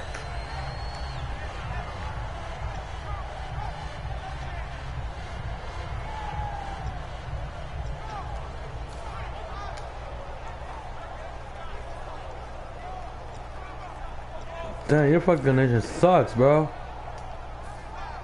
So with 2 ticks left here in the half, on is the field goal unit. From the left hash mark, this a 43-yard attempt. Now with just 1. So with 2 ticks left here in the half, on is the field goal unit. From the left hash mark, this a 43-yard attempt. What the hell? Dude, you couldn't just talk, bro. That was neither far enough. It wasn't even on target. It's no good. So the long field goal attempt winds up awry, and we have reached the intermission. As I get the ball. Orlando, as we check in with Larry Ridley. Oh no, there you go. EA Sports halftime report. Larry, both teams are ready for the fight ahead, and we resume action here in quarter number 3. And this will not be returnable. It's out of the back of the end zone for a touchback. Here comes the Broncos offensive unit here as they'll have it first to begin this 3rd quarter. They have the lead. Now they'll be looking to extend that lead. And this is where I enjoy talking about one of my favorite subjects, tendency breakers, or counters as I also like to call them. You've done things in a certain way in the first half, and they've had the ability to see what you've done. They're going to make their adjustments. So guess what? You adjust yourself and try and stay ahead of the pace because you are looking for some separation in this ball game. The adjustment to the nowhere to escape, and he goes down. Cameron Jordan in there to drop him, and it'll be a loss of about 8. Boy, he came in off the edge so quickly there. Look out, because that's exactly what it was being shouted by the offensive lineman to his quarterback because he had no chance to block it. He's got the hook up with He dropped it. They get 16 out of that one, but they'll still need to convert on third. He had time, was able to survey the field. He gonna run it. He gonna run it. He gonna run it. For a defender, Brandon, you go to your spots on the field that you have to He dropped it? No. When the offense finds an area that you're not in, that's where they throw the football. Would it be safe to say that as precise as routes are supposed to be run in the NFL, maybe they're not quite as precise in college ball? That's accurate, yeah. And I think we saw a college route in the NFL there.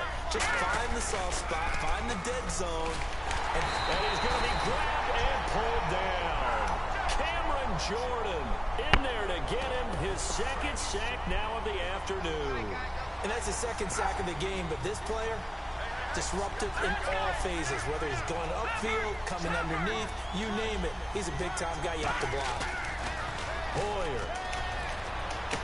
He's got his target, Chris Conley. Bro, why are they double teaming now? Back, but it leads now to a third down. Faggot. So here we go, a third down after the second down pass completion. Looks like the defense in press coverage here. Now Hoyer. And Gresham has it. He broke the tackle. And he's got the first down yardage there as he takes it just across midfield. 8 yards on the pickup. There's the sticks. And when you're playing a quarterback with some experience and some moxie, you enter the danger zone when you decide to blitz him because if he's able to diagnose as he did on that play, he can hurt you downfield. He reads defenses. Why am I defense? He really does, and the best part about that play for him, I don't think that was his primary target. I don't think so either. I think he had to read. I don't got good quarterbacks. And went to a secondary target for a really Look at my corner, bro. My corners are weak. Here's Hoyer. This one complete to Gresham. Given 9 there on the first down completion. I know exactly what's going to be said about that play from the defensive perspective. Dude. That's why I tell all you guys we need more than one tackler to the ball. He broke the first tackle. Luckily enough, there were more people there to get him down.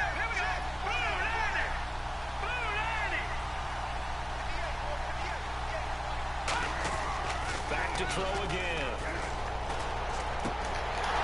And the hit jarred it loose. It's incomplete. Well, pretty good coverage there, and both of these defenses, they've had good coverage throughout this one. No doubt about it, and in today's NFL, where we're used to a bit more scoring, this feels almost like a well-pitched game in baseball on both sides, where the tension continues to build. Who's going to make the big play? Hoyer looks to push it himself. Give him a yard on the play, and he's definitely short. It'll be 4th down and a few inches. Well, they gave it a shot, quarterback sneak, not able to get it. No, but if you're going to call a QB sneak on 3rd down, you draw it up to get it. Yeah, no doubt about it. Maybe they were thinking 4-down territory. And no field goal try here from the red zone offense out there. They'll go for it on 4th. They come out here in the eye. Hoyer now with a sneak. Corey, they're going to get it to him, you fucker. 1 inch. Little bitch. Here's a time where they will tell you it's an advantage to be a little bit on the smaller side.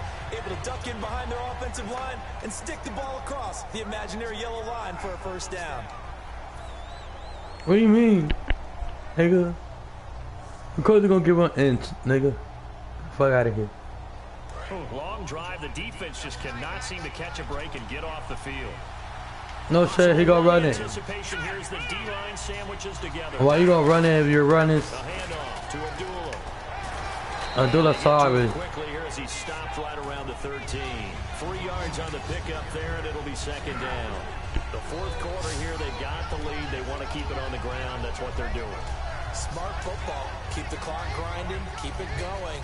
But you got to figure now, they're going to see more people stacked up at the line of scrimmage as they try and bleed it out.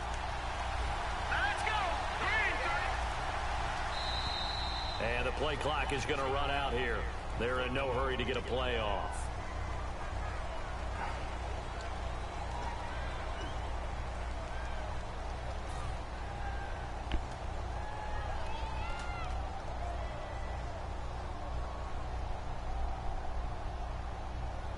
A long drive here. Play 12 coming up for the offense. Here we go now. Now they'll switch it up here and look to throw. He's got Floyd out left. 4 yards on the completion, and it sets up a third down. An ex-teammate used to tell me all the time, I hate experienced quarterbacks because no matter what, you really can't hide what you're doing. And I think that right there, he knew right away where the blitz was coming from, where his primary guy was going to be, and he ended up going to a secondary target for a nice game. I was just going to ask you, that wasn't the primary target. He's so good at that, isn't he? I think he knew right away that he wasn't going to get to his primary guy. I think he read that as soon as he got to the line of scrimmage, knew where the pressure was going to come from, and said, I know how to beat that, and that's what he did.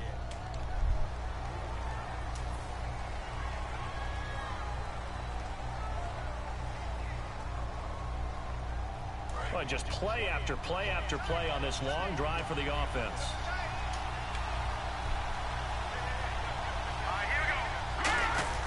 Now on 3rd and long, they'll look to throw. Nowhere to turn this time, and he goes down. Sacked back at the 29. Well, this has been a pretty sizable drive. They've had some success. Finally, the defensive coordinator found some success of his own. I think he just simply said enough of that. Okay, they've moved the ball well. We need to force the issue from our end, and that's exactly what he did. And how about this? 4th and long, and they're going to go for it.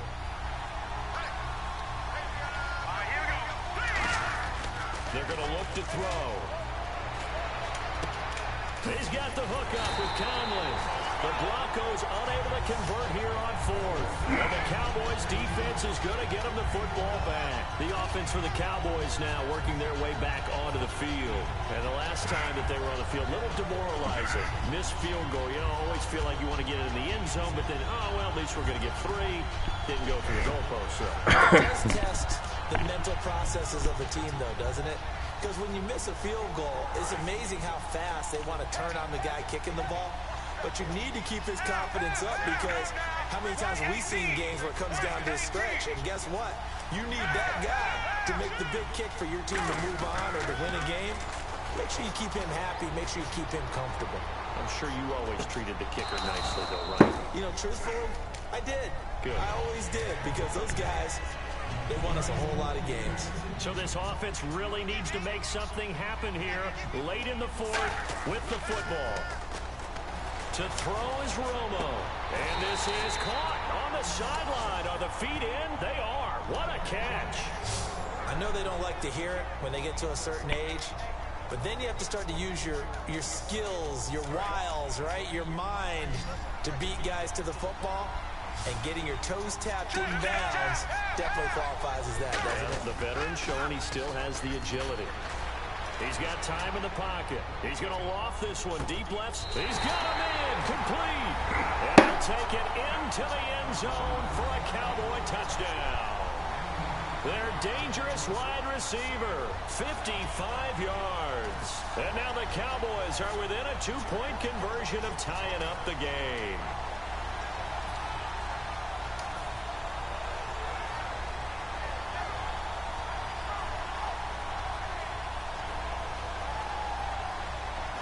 So the Cowboys will go for 2 here.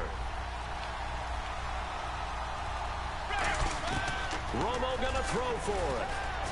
He's got time, and he's got it. The conversion good, and we are tied in the 4th. Still time to work with on the clock, but they wanted the tie now, and they got it. And I love their aggressiveness. Go ahead and get it done, get the game tied. Now your team has the momentum, and you're staring across the field saying, let's see if you can match They're going to be in. Oh, that bullshit. And out of bounds there on the kick.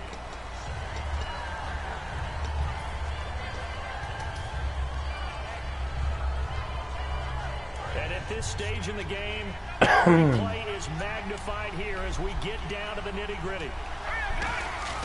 Hoyer.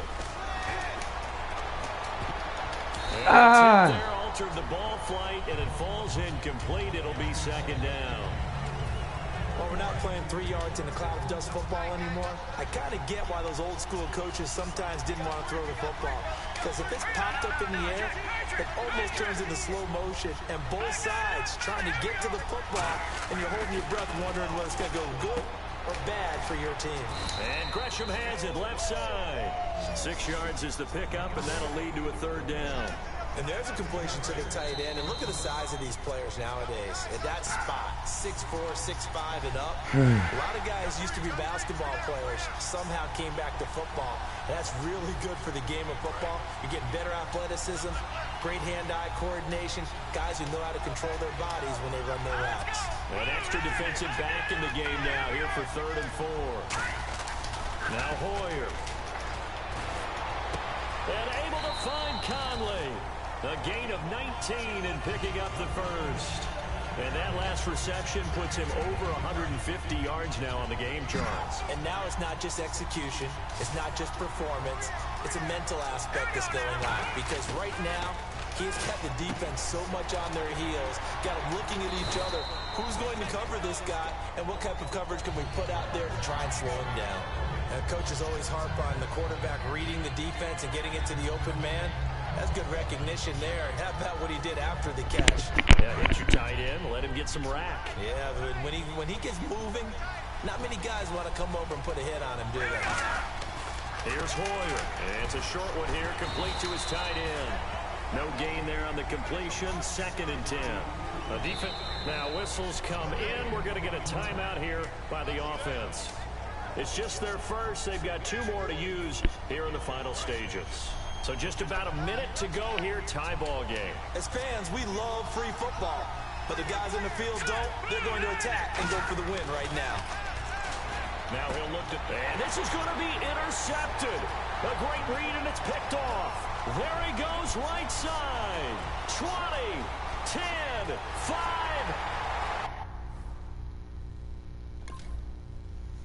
Oh, he quit. Oh, come on. Quit.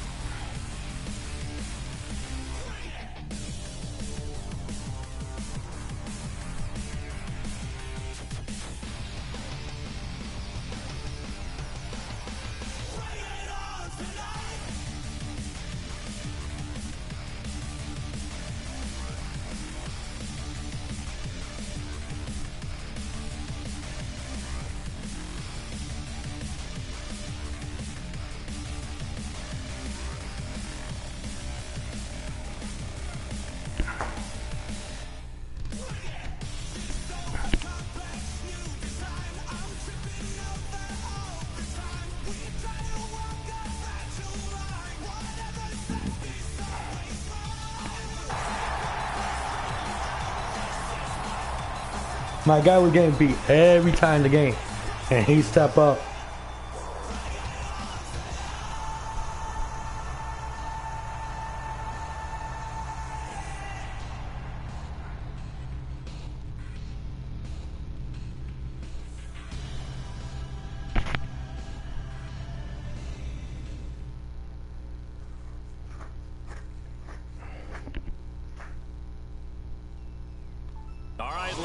Everyone is settled in for a great Draft Champions contest. Here, lucky to witness it. I'm Brandon Gaudin with Charles Davis. Oh, there's going to be a head hitter right here. They won't be witnessing. They will be participating in what should be an excellent game. Let's get down to the field. It's time for kick.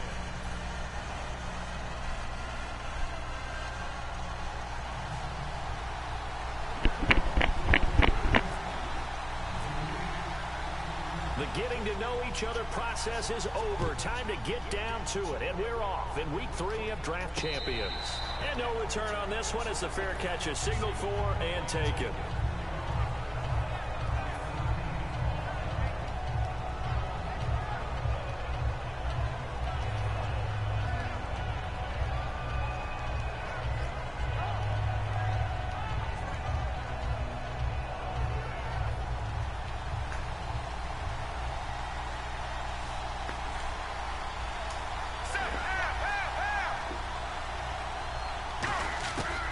First down, it's Romo. Finding time. Oh, he's going to air it out right away. Oh, what? Away and incomplete. All right, cool. Cordero Patterson, the one he was hoping to get it to. And now it's second down. I know the initial focus was on how far that pass was downfield, but how about the tips it up in the air and knocks it away? And incomplete there. A nice Whoa. Nice hit, bro. And brings up third down. Nice So hit. now an early 3rd and 10 here on their opening drive. Here we go. Check, check, check. Go. Throwing on third down, Romo. Ah. Another one thrown incomplete. Come on, my guy. Intended receiver. My guy dropping it, bro. Not only was that a 3 and out, it was their 3rd straight incompletion on this drive, and they didn't even think about trying to run the football. Now they have to give it up.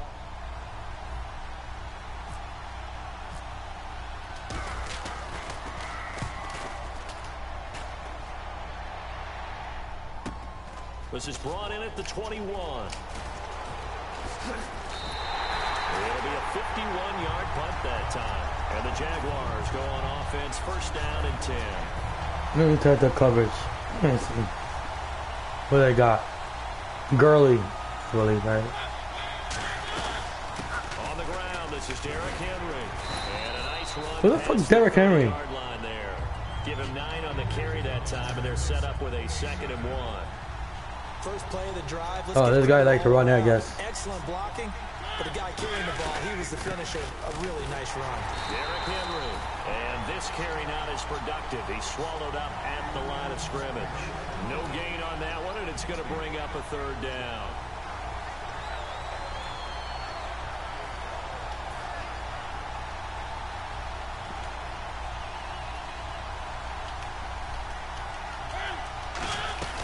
They'll try to run for the first with Henry. And he will have first down. You got like the running. Okay. 41.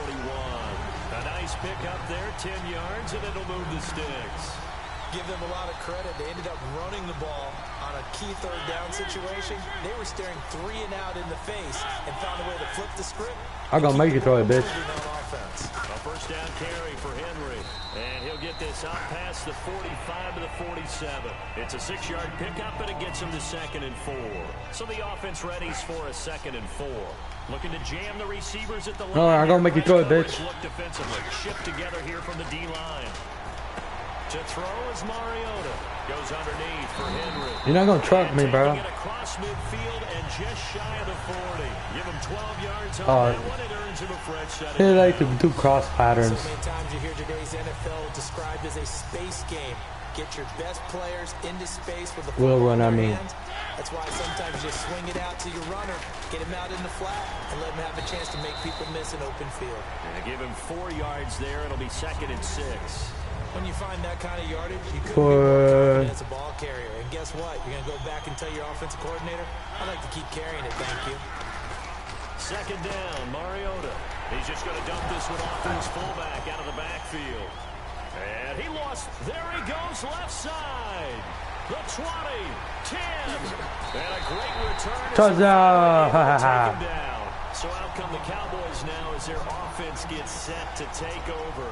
And they'll certainly be trying to do better than that first drive where they went 3 and out. And sometimes the first drive is just simply to settle nerves. You know what it's like at the start of a game with the emotion. Guys are a little bit jumpy. But you do. Oh, you understand the same way. Just like us calling one, right? Making sure we ease into the game, let it come to us. Well, you went and now they have that opportunity. No, you didn't go 3 and out. Fighting for the end zone. He lost the football. It's out. And a big turnover there as his guys will get the football back. And now out come the Jags. And a fumble last time. Ball security. Talk about it all the time in the National Football League. They've got to be better at it on this drive. Don't you think that when every team gets together for the first time, I don't care if it's OTAs, mini camps, first day of camp in the regular season, ball security comes up about what, the second sentence of the coach's address? And those are so many drills focus on that. All the time. And they do drills to make it even tougher to simulate game situations. Doesn't always work out, though. Now a play fake here on first down. He'll buy some time right. And that's complete to the right side. It's Allen. A good pickup there. 8 yards on the first. Oh, he got Mariota. Fucking A. Everybody pick that guy every time I play somebody. It used to be when we were kids, we'd run about 3 different routes, and that was it. Now you can run anything and catch the balls we just saw there. And he's brought down, getting this one up to about the 35. Trying to get one more in here before the quarter breaks. He's quite an eyeful, isn't he? Big, strong, He's a fucking Mariota. When he came out of school and when I looked at my draft board, I went back through my notes to see how I had him rated. The number 2 back on my board coming out of college. Why? As I mentioned, big, strong, powerful guy, faster than you would think, and has the ability to catch the football out of the backfield, something that we didn't know he truly possessed. We saw that in the offseason workouts. Now he's putting his running ability to good use in the NFL. Throwing, rush coming, and he's taken down. They'll wind up losing 3 there on the sack. Good pressure, and it's second down. So the defense gets to the quarterback. Now the offense backed up on second down. Now a second down throw for Mariota. And to the right side here, it's Allen. 8 yards on the completion, but now they face third down. And he's the epitome of what we call the move tight end. A guy that you can line up anywhere. In the slot, out wide, in tight. Doesn't really matter because he has such great skills. You want to utilize him in all aspects of your passing offense. And there he was in the slot for the catch. Derrick Henry, the intended receiver, out of the backfield. And that brings up fourth down. Oh, this guy want to go for it?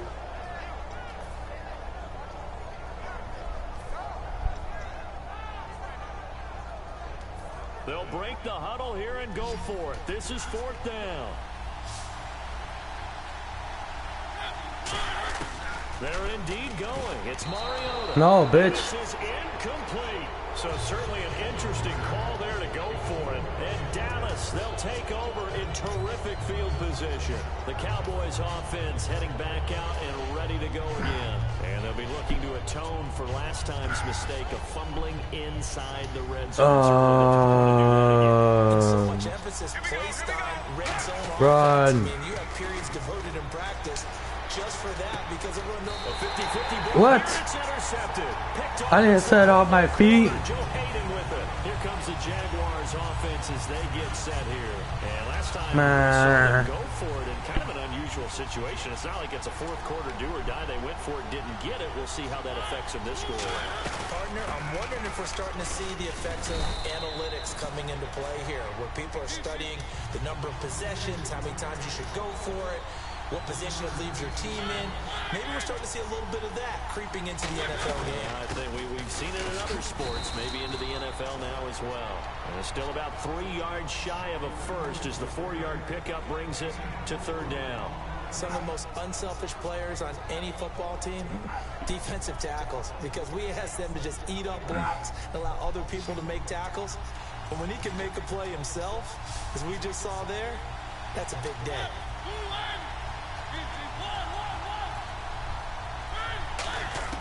Third and short yardage, Mariota. And that is incomplete. He was looking for the running back, Derrick Henry. And it's 4th and 3.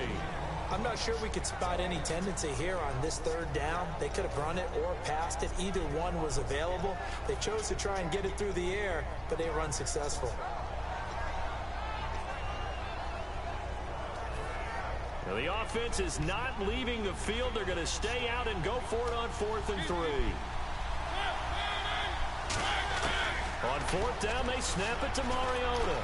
Steps away to his left. And he's what a dick. As they'll bring him down at the 20. He got scared. 2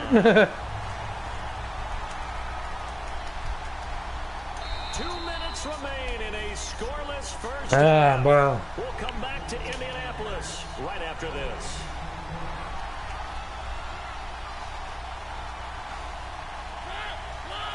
He got running again. First down throw for Mariota, and that is incomplete. Everything about that play tells you about today's NFL offenses and what they're asking out of running backs. You can't just be a guy who can run the football. You have to be able to catch it as well, and he didn't get that done on that play. And on the outside, they're playing press coverage. On 2nd down, here's Henry. Found a little room there as he's up to about the 37. Pretty good running there, 9 yards. Sets up a 3rd and 9 yards. And the defense searches for one more stop here after the run on 2nd down. On 3rd down, Henry. And some room to run now. The pickup He of fell. 11, and it moves the chains. That was a big conversion there on 3rd down, and I remember playing, and all the time on the sidelines, you hear a coach calling for the punt team to get ready on 3rd down. This guy likes to run a lot. On 4th down, it's too late getting on the field. So a lot of Oh, times shit. you're lining up, and the offense can see you lining up. No. Occasionally it serves as motivation for them. I'm not letting these guys back out here. I want to keep the ball on offense, and that's exactly what they did. One of the toughest things about playing defensive back is pattern reading, trying to figure out what they're doing. And on that one, they had to fly, just sending a guy downfield with the in route accompanying it, what people call a dagger route, trying to hit the guy underneath after the clear out. In this case, though, they're not able to get it done. Yeah, they said forget the underneath route. They went for the guy on the fly, but as you said, incomplete. You guys just And the adjusting. D-line pinching together must be expecting the run.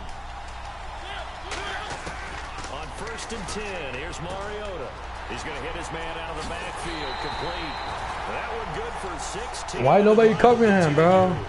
We can talk all we want about football being a game of strength and brawn. It's also a game of mismatches, and they're trying to create one there, getting it to their back out of the backfield to make a bigger play. As we often say, get it to him in space, let him use his leg. Yeah, if he can get a matchup against a linebacker or maybe a defensive end. Now hold everything here. We're going to get a timeout by the offense. Hold on, still a field goal, It's bro. just their first, so they'll have 2 remaining here before we get to halftime.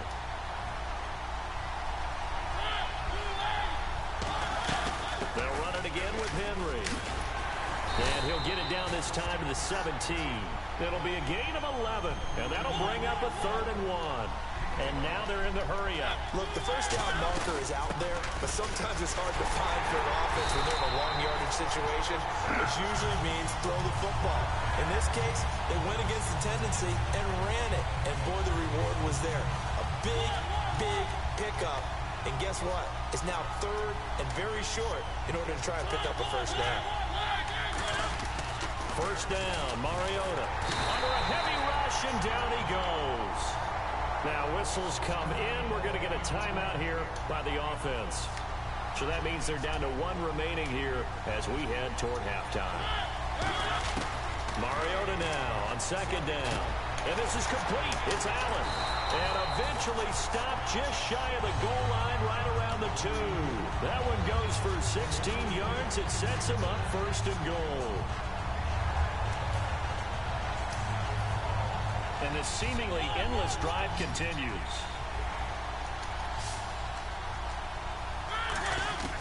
Final play of the half here, Mariota. And that is incomplete. 2 seconds left on the clock. All defenders get tired of hearing about their lack of hands and why they're playing defense instead of offense. But in this situation, it was the hands that made the play. Batting the ball away on an attempted touchdown pass. Excellent job. So we've hit halftime. Just a field goal separating these 2 teams at the break. As we send you down to our EA Sports Studios in Orlando, where we find our man Larry Ridley with our halftime report. So both teams have their marching orders, and we'll get going as he's out of bounds up at about the 34-yard line. Now come the Jaguars now as they'll go on offense first here in this third quarter. They have the lead now. They'll be looking for some separation here as we begin the third quarter. I like the way you term that because now I think they go a little bit deeper into their playbook. They like what they did in the first half. That worked okay. But in order to get the separation that you just talked about, change things up a little bit. Change your tendencies. Try and hit them a little bit more with some things they didn't see in the fucking screenplay. Seriously? Get the fuck out of here with a screenplay. Come on, bro. So they complete the pass and now they face a second down. Second down, Mariota looking and finding Allen Hurns. Wow, he wide open. This one across the 45 before he's brought down. Looking to speed things up here, going with some tempo. Oh, fucking screenplay again. Tight end, maybe in a little flex out position because he creates mismatches with his size. The slot receivers do the same thing with their quickness, their speed, and their route running savvy. Call it a gain of 4 on first, and that'll make it second down. And oh my 6 God. yards away from picking up the first here on second down. Mariota now from the 50. Goes underneath for Henry. They call it a gain of 19, and it moves the chains. Everyone's got to be able to catch the football. Doesn't matter what position you play. No, he garbage. Offense, be aware, a ball may come your way. Mariota now to throw on first down. And this is caught. Drop. He dropped it. And he's brought down, but not before reaching the 8-yard line. Brandon, so many times we see the crossing route start as a quick hitter, but in this play, he had time in the pocket and waited for him to clear going across. They'll try and run for it with Henry. And a little bit of space there. Takes it inside the 5 to the 3. Give him 4 on the carry there. It's second and goal. And the offense moving quickly to the line. Trying to punch it in with Henry. And he pushes forward but comes up short of the goal line as he'll get a yard down to about the 1. 2 straight shots on the ground. Now on third, do you go to the air? I think the possibility exists, and if you're doing it, you're probably going play action since you ran it twice. But I often think that second down is the time you go play action and throw the ball. I say commit to the run and think about it being 4-down territory. A loss of a yard, and it brings up 4th. Can this defense hold them out? Here we go now. 4th and goal from the 2. They come out with 1 back and 3 tight ends. Running for it. Here's Anderson. Oh, he got the lead block. Into the end zone. Touchdown, Jacksonville. C.J. Anderson punching it in from a yard away. Oh, it's C.J. Anderson. The Jaguars add on to their lead.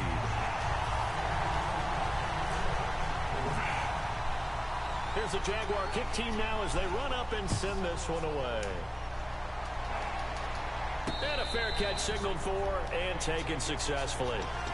A look at the offense now here, coming back out on the road for their first possession of the second half.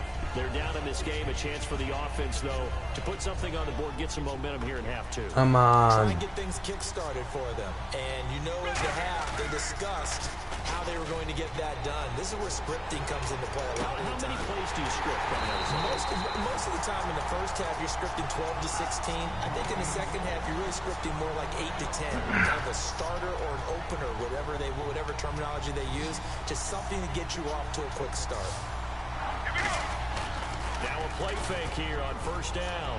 He's going to let this one go deep. He couldn't. No way. Got hit.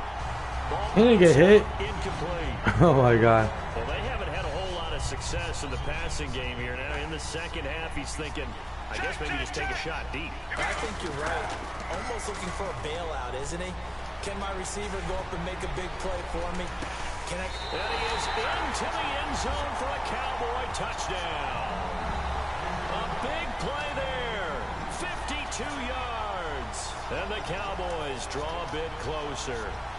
Well, you know he can be explosive, and he's ultra explosive there on the fly route. And you know how many times we've talked to coaches and we've had quoted back to us, well, you know something? When you execute really well, it doesn't matter if they know it's coming or not. Well, sometimes athleticism beats you as well. He just took off and went. And that's almost like one of your Turkey Bowl games, isn't it? Just go long, man. I'll hit you. And it worked really well for them.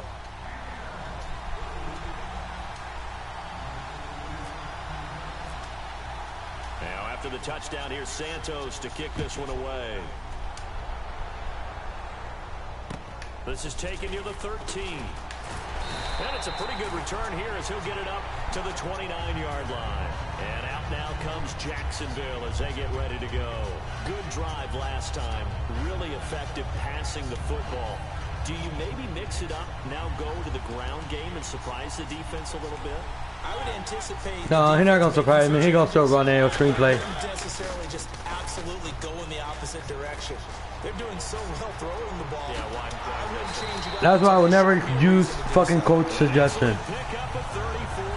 Fuck you, coach suggestion. I can say this from experience, especially from a defensive back's perspective.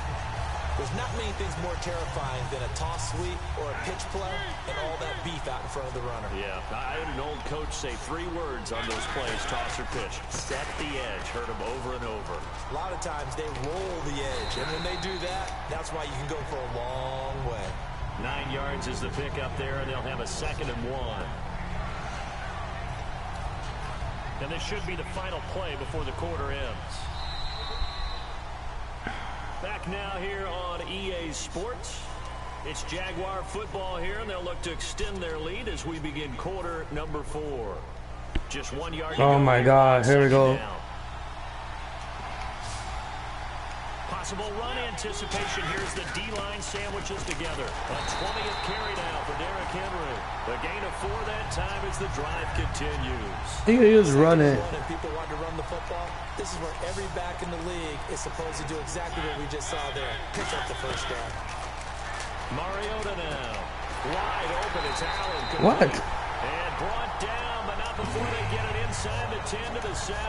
And now inside the red zone, the offense will operate. They'll run it now out of the gun. And he's going to fight his way forward here for a modest gain. A good run of 6 yards there. Gets him closer to the goal line with 2nd down coming up. And this situation with a lead 4th quarter, they're liking keeping the ball on the ground, I'm sure. That's just smart football, but you know the defense has to know it as well. They've got to stop them here. So now we're going to see that loading the box in a big way. 6, 7, 8, 9, whatever it's going to take, puts a little bit more pressure on your big offensive line. From back at the 2, here's 3rd and goal. They go running to the right. Here's Henry. I told you, I knew it. For a Jags touchdown. Derrick Henry taking it in from 2 yards out. And the Jaguars add 6 to their lead. It's good, and now it's an 11-point lead, 17-6. The kickoff unit is out on the field, and they will send this one away.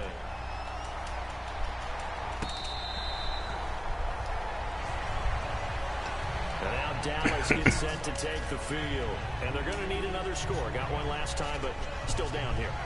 When you're playing catch-up, every possession becomes crucial, doesn't it? It's vital.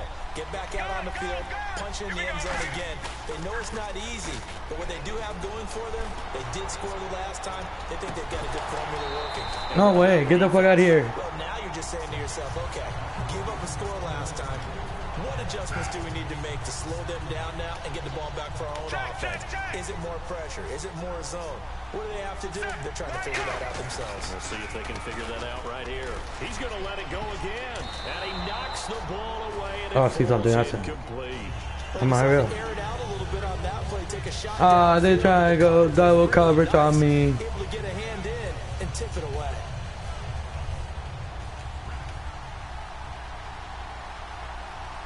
They come out with 1 back and 3 tight ends. Complete to Gilmore, the tight end. And he's going to have a first down as he's brought down at the 44-yard line. And the play goes for 19 yards, gives him a new set of downs. And they're going to speed things up here. They go play action here on first down. Now a desperation throw deep down. No way. And this is intercepted. Wow. Ricardo Allen with a pick. And a big turnover there as his guys will get the football back. Dude, I was not under pressure. Because I was next to the fucking teammate. Throwing here, Mariota. Backing up. It comes, and he lost the football. Mariota had it jarred loose. No way. How's my ball? Whatever. Team that lost it to get it back, because this is a quarterback. The ball gets away from him. Everyone Dude, now you're trying to throw it. You're garbage. Looking in the other direction, downfield, or moved away from it. In this case, though, a teammate is able to come up with the ball. And he'll find some room to get this up to about the 14.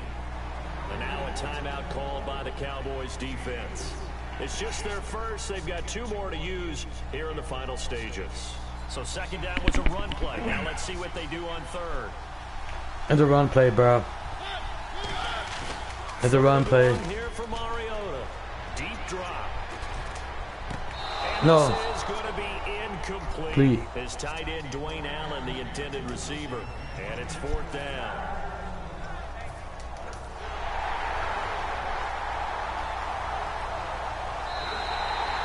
What? No way. That was incomplete. Whatever, bro. So the challenge comes in inside of 2 minutes. And it He gets didn't caught it. And it changes the whole format of what's about to happen, because both sides had thought a certain call had been made. Now they have to flip back and start over. Just what you want. He didn't caught it. Run, call it 8 yards. He didn't caught it, bro. 2nd and 2. Well, they'll take that every time with a lead. First down, 4th quarter, getting 8 yards. You love that. They will take it, and you have to ask the defensive guys, why did you give it? I mean, you know the situation. You're down, have to stop them, have to get the football back. But 8 yards on first down. Oh, I think they're going to run it. So following the run, we'll see what they do here on 3rd down. They'll toss it to Henry. They only get 2 there, but on 3rd and 1, that's all they needed to keep the drive going. I always appreciate runners who understand. Dude, he's just gonna run it. That was just 13 inches. No reason to dance around in the backfield and try and break off a bigger play. Just go pick up the first down, and that's exactly what he did. And Steve Smith hauls it in. And oh, so close as he takes it all the way to the 2-yard line. As we continue to advance in the NFL, as people continue to scout players, they really don't care as much about body types as they care about those guys who can make people miss, run through tackles, and gain all that additional run after. Bro, you're not going to throw it against me. Has that ability, they want that on their team. I hope I don't sound too just fucking running, bro. That's the exact right throw. Either your receiver gets it or no one gets it. Give him a lot of credit for being... Wow, Henry. It's caught. Touchdown, Jaguars. Richard Rodgers, a 1-yard touchdown reception. And the Jaguars add on to their lead. Oh, they flip it to the kicker. He looks like he's going to throw it. And no, it falls incomplete. So the 2-point conversion, no good. They've got this big lead. They said, forget 1. They won 2. Instead, they got 0. Unbelievable they didn't even attempt it.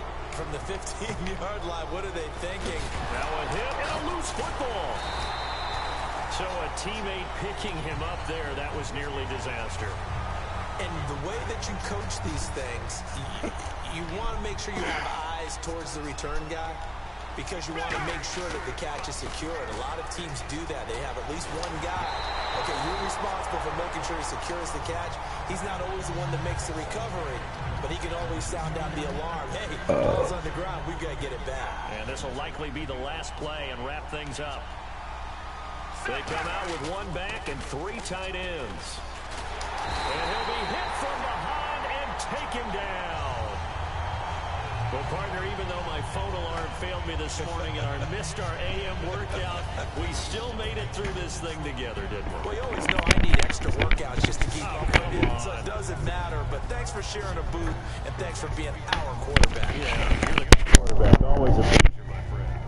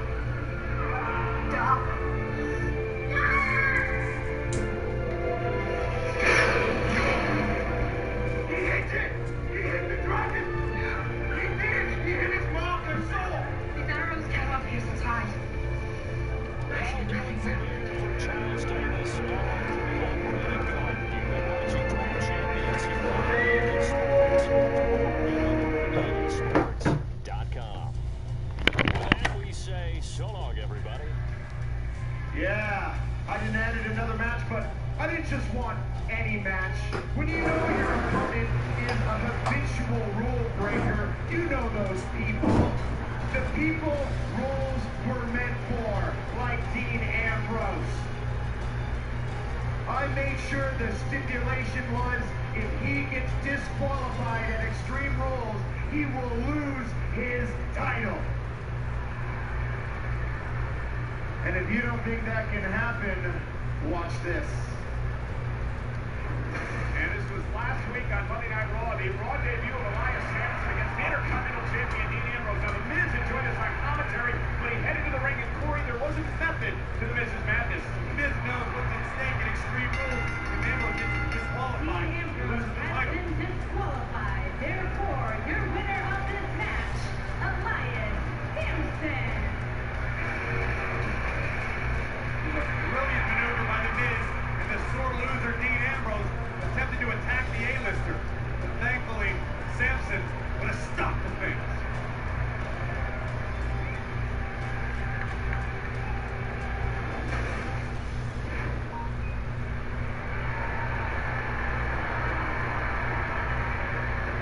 If that happens this Sunday, I automatically win and become for the 7th time your new Intercontinental Champion! And speaking of former and future champions, my guests tonight, oh baby, they are future Raw Tag Team Champions. Ladies and gentlemen, please give it up for Cesaro and Sheamus.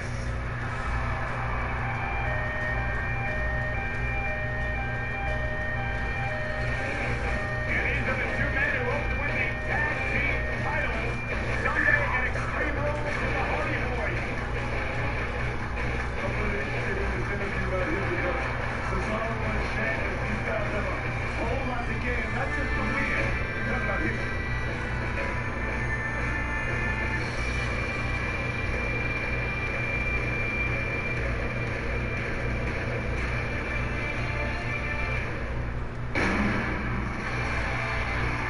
And the Celtic Warrior Sheamus.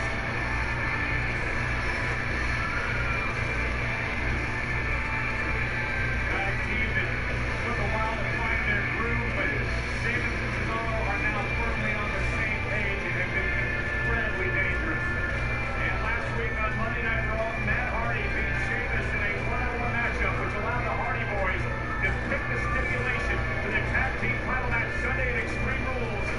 Booker, it will be contested inside a steel cage. You know, the thing is, I talked about this last week. Who's just going to play it safe for the most? And I say, you look at the black board, I got my money on Sheamus and Cesaro. They're bigger, they're stronger. I think they're more hungrier than the Hardy Boys. I think they got a chance. The Hardy Boys are on that cage like monkeys. Thank you for being here on Miz TV. It is an absolute honor because no two superstars in the WWE have worked harder than you two. No two superstars, other than me, of course, deserve to become a champion. You two have scratched and you have clawed your way for a big moment. You've earned a big moment at WrestleMania, only for the Hardy Boys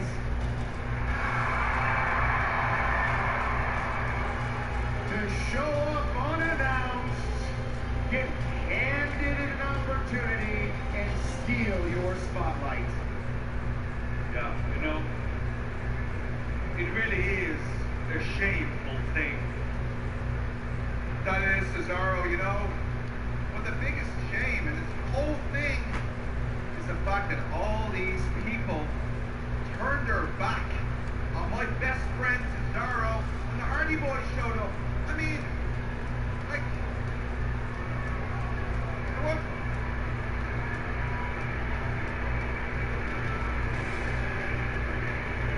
You see that, miss? That's what I'm talking about. They got no loyalty. They're not loyal to anybody. They're fickle. They're all about the new thing, the new toy. But guess guess what? Me and Cesaro, we're going to break that new toy Extreme Rules and win back our Raw Tag Team Championships.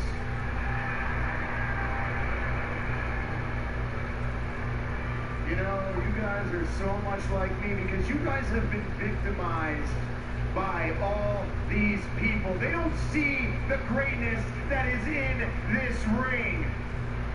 Understand. When my hand goes up, your mouth goes shut. Understand that I elevated the Intercontinental Championship and Dean Ambrose dragged it through the trash-filled bins that he calls home. I made the Intercontinental Championship something, and it needs to rise. The title needs a comeback. That's why, after Extreme Rules, the Miz Intercontinental Championship comeback tour will begin, headlining arenas worldwide. Oh, that's right. I can see it now, ladies and gentlemen.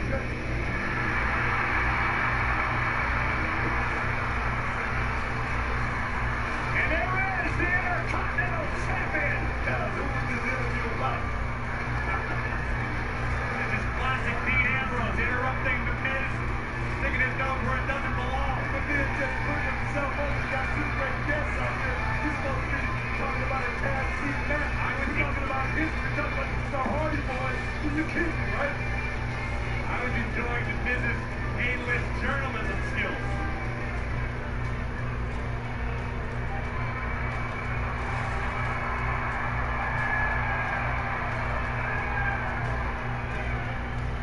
I don't always make great decisions. You know, I run headfirst into sticky situations like this sometimes, and I get myself into trouble, but I just can't help it, man. Because I see three buttheads like you out here, and I just can't help but thinking somebody needs to come out here and shut your mouths.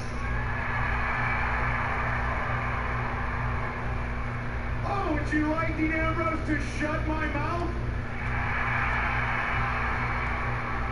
Do the math, Ambrose. There's three of us and only one of you. So either you're crazy or you're stupid.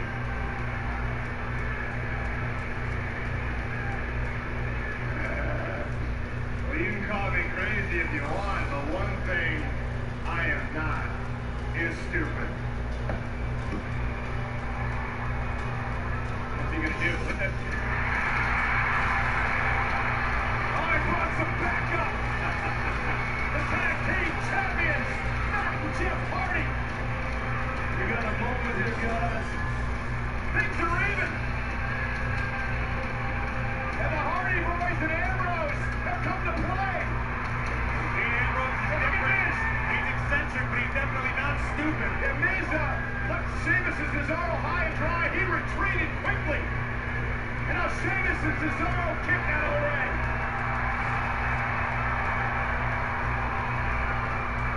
The champion standing tall. An explosive start to Monday Night Raw. It's going to be something Sunday in Extreme Rules, but Monday Night Raw is just heating up.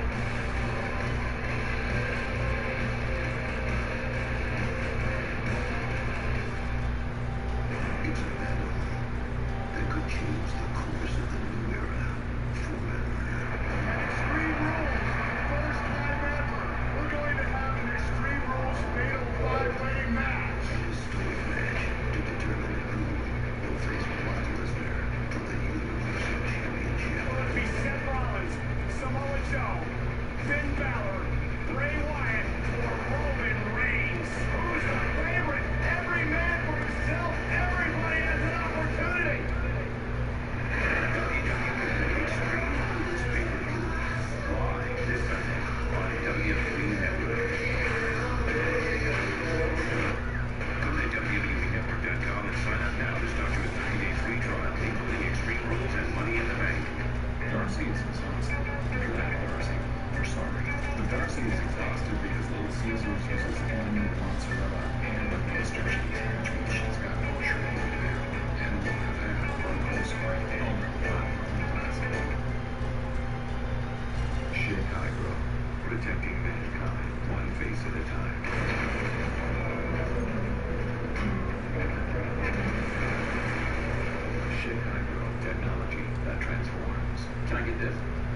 his Sprint network wasn't cutting it. Damn.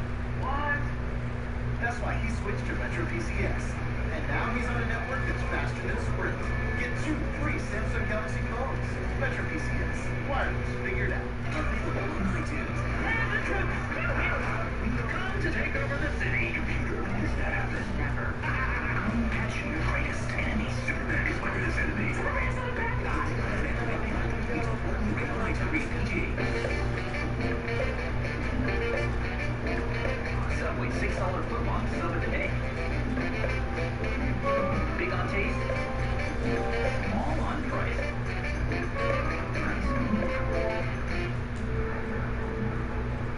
Thousand years have kept us in.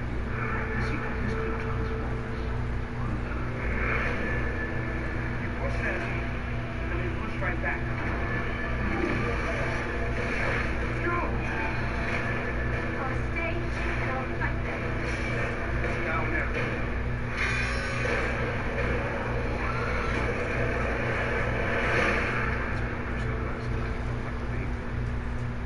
Getting heartburn doesn't mean I take a break. It means I take Rolaids.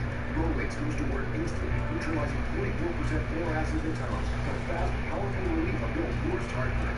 Trust my Rolaids. ROLAIDS spells relief. This is not another 18-blade razor. Because this is one blade from Philips Norelco. A blade for bigger sandstone. Shape and shave any length and be your best you with one blade from Philips Norelco. Innovation in you. Philips Norelco. Hey, curly-haired man. Hey, you're going to want to sit down for this. Because you can get a large 2-topping Pizza Hut pizza for $7.99 delivered. And with the new Pizza Hut delivery tracker, we'll text you when your order's on the way. The best pizza delivery deal. Now easier to track. Tuesday nights on USA. The best ninjas from American Ninja Warrior are joining forces. I hate you on TV. Ninja Warrior. Let's do this. It's Ninja versus Ninja. And team versus team. In a race where every second matters and each step. Prove your weapons. Team Ninja Warrior. Tuesdays at 10 on USA. And we're back live on Monday Night Raw impromptu 6-man tag team matchup made by General Manager Kurt Angle. During the commercial break, the Hardy Boys and Dean Ambrose together on one team against The Miz and Sheamus and Cesaro. Double team by the Hardys. Here's the cover by Jeff on Cesaro and a kick out. And of course, as we approach Extreme Rules, on Sunday on the WWE Network, the Hardys defend against Sheamus and Cesaro, the tag team titles inside a steel cage. You know how important it is Sunday night. I mean, for the Hardy Boys, trying to keep a legacy going, trying to, keep the dream alive. You got to give them a lot of respect for that. I mean, the Miz on the other hand, trying to become 7-time. I'll tell you, if you come 7 times, tell me a whole lot about the Miz. And Cesaro with an uppercut driving Matt Hardy. Back in the corner, he doesn't want to be in. Here comes The Miz. Fantastic teamwork by Sheamus and Cesaro. The Celtic Warrior running interference, allowing an opportunity to stomp on Matt Hardy. And now another tag for The Miz. Back to the Celtic Warrior, Sheamus. Oh, what do you want to do? You want to soften your opponent up? I mean, Saturday's only, 6 days away? Sheamus saying the WWE fans are fickle. They have no loyalty. Hence the reason that they are supporting the Hardy Boys, calling them a brand new toy. Sheamus and Cesaro planning to break the toy, they say, on Sunday. I don't know that I disagree with Sheamus' word. Oh, what a clothesline by Sheamus. Hooks both legs on that and a kick out. There's a very real possibility next Monday we see these 6 competitors, the titles be on completely different weights. Sorry, we heard Booker's thoughts a little bit earlier on, but who do you think a steel cage match favors in a tag team match? I mean, historically speaking, you've got to go with the Hardys. Maybe they're more agile of the 2 teams. They've got experience. In high-risk situations. You know something, Corey, let me tell you something. As you get older, the first thing that goes is agility, speed. You're going to have a lot of power, and that's what the Hardys are going to have to work on. What they're working against. And remember, in this steel cage matchup, the titles are changing. It's not only via pinfall submission, but escape from the cage. And look at this. Escape is exactly my point. The Hardys definitely have an advantage. The quickness to either climb over the top of the steel cage or exit through the door. They're like spiders. Tag to Cesaro, now the legal man. We call Cesaro the Swiss cyborg. And did. I mean, Cesaro's superhuman. Oh, physically speaking, cover on Matt Hardy in a kick out. One of the most elite athletes in the world. Freak of nature for sure. Talk about how powerful Cesaro is, how much agility he's got to change levels from many perspectives. He's just that good. And now Matt Hardy with a backdrop to Cesaro. Tag made. Here comes the Intercontinental Champion, the rather eccentric Dean Ambrose. His fingers right there working inside of right there, Hardy's. Give Dean Ambrose in, he's hot. Ambrose certainly picked up the pace. Well, Miz paid for it with an elbow. And remember, Dean Ambrose watching himself over the top rope, taking out the Miz. Now Cesaro hung up on the top rope as well, and Dean Ambrose going after everybody. In the wrong neck of the woods, though, baby. Up over the top, rolls through Cesaro from behind. Kick to the midsection, looking for dirty deeds. Great reversal by Cesaro. Desperate need. Ambrose answers. Tag. Great tag team. And Sheamus is legal. Now Ambrose realizes it. Sends Sheamus on the top rope. Cesaro's the legal man. Ambrose doesn't seem to notice. So Sheamus is the legal man. Sheamus made the tag. Now, Hardy from out of nowhere. That's a great tag team partner right there. Don't lose the ball by Ambrose. Shoulders are down. Kick out at 2 by the Celtic Warrior. And a little swinging neck breaker action from Ambrose. I don't know how Ambrose is still moving this fast. Normal men would be exhausted by now. Get all fired up now. Miz back to the apron, and that slight distraction cost Dean Ambrose. High knee right to the side of the face. And just like that, Sheamus and company have taken over. And Ambrose and the Hardys get back in this.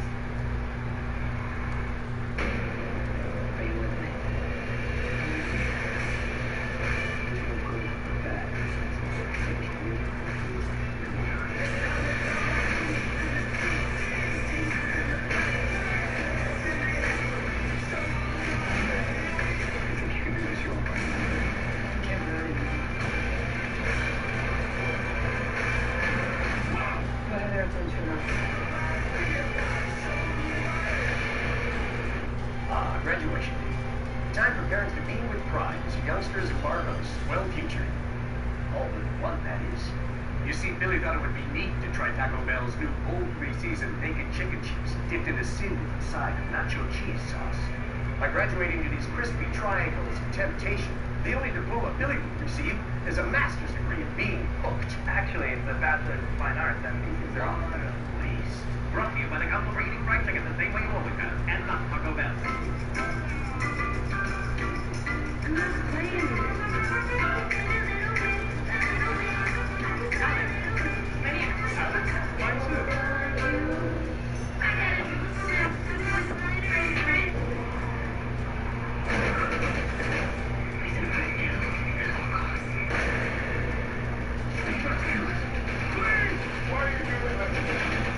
Walking Dead, season 3 of GoodWMC.com for listings.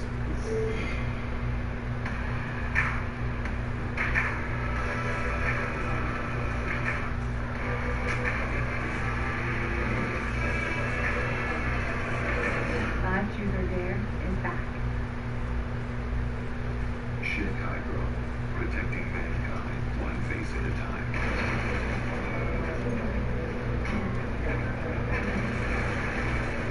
Chicago, technology that transforms. I saw her. She is real. You have no idea what you have unleashed. She's the ultimate evil. The Mummy, rated PG-13. It's down to us, man.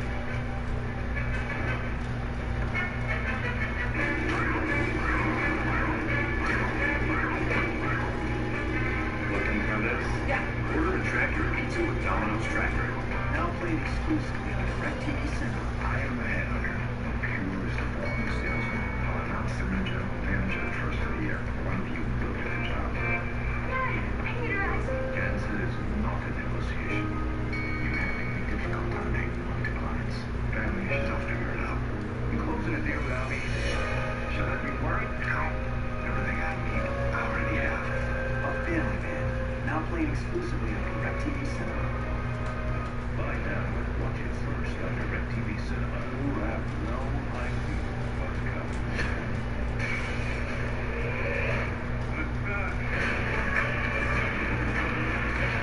John Wick. Man. Myth. A legend. Rated R. First buy it now and watch it as many times as you want with DirecTV Cinema. And we are back live on Monday Night Raw 6-man tag team action representing two huge matches from the Extreme Rules pay-per-view this coming Sunday. Let's show you what happened before the commercial break. Sheamus with a high knee right to the jaw of Dean Ambrose. That is when Sheamus, Cesaro, and The Miz took over this matchup. Remember Sunday, Sheamus and Cesaro versus the Hardys in a steel cage match for the tag titles. And Miz versus Ambrose for the Intercontinental Championship. So you can't forget the one big caveat that if Ambrose gets himself disqualified Sunday, he will lose the Intercontinental title. Roll for the Miz, kick out at 2. I'm so looking forward to that match, guys. Steel cage cover, you gotta love it. Look at the leg, kick out by Ambrose. This is Eddie and Dean Ambrose and his quick temper will cost him Sunday at Extreme Rules. You gotta give the Miz great negotiating in that long in the contract. You gotta give it to him. And Cesaro up over the top. Lands hard outside the ring. Ambrose in deep trouble looking to make a tag. This Sunday we'll find out for sure. Ambrose said he's a little bit eccentric. He's a little unusual, but he is not stupid. Ambrose trying to make it to the corner, trying to make a tag to both Matt and Jeff Hardy. Can Dean get there? Now look at the Miz on the outside. Great awareness of the situation. And Miz then drawing Matt off the apron as well. That allows the tag to Sheamus. Ambrose had nobody to tag thanks to the Miz. And now Sheamus with Ambrose on his shoulders looking for some white noise action. There's a double team. Cover by Sheamus isn't enough and a kick out at 2. And you always got to take a Sheamus is over the Miz. They got a plan, guys. And I think that plan is all about Sunday night, how we can win. And it's about building momentum here tonight on Monday Night Raw. And Sheamus cannot believe Ambrose is able to kick out of that double team. And I think opposite of the other team, I don't think, the Hardy boys quite thought this thing out. And here's Sheamus, shoulder right to the midsection. WWE fans try to will Ambrose and the Hardys on. And Sheamus, Ambrose in trouble now, high above the ring. This could be disastrous. Sheamus is trying to wrap the neck of Ambrose to set up white noise perhaps, and Ambrose was able to counter. Ambrose showing incredible balance, able to escape the clutches of Sheamus. And there's no doubt about the resilience of Dean Ambrose, the Intercontinental Champion. Talking about that trying to psych himself back up. Talking about that 6th year, you know what I mean? This guy got a heavy year, man. He is right there. And now Ambrose looking to make a tag. Sheamus to Cesaro. And not allowing Ambrose to make it to his tag team partners. Ambrose exploding off the ropes with a big clothesline. Wow. And now the lunatic Fringe. Trying to drag himself to a tag. Crawling into the corner. Tag to the Miz. And here comes Jeff Hardy. Jeff Hardy off the tag. Down goes Miz.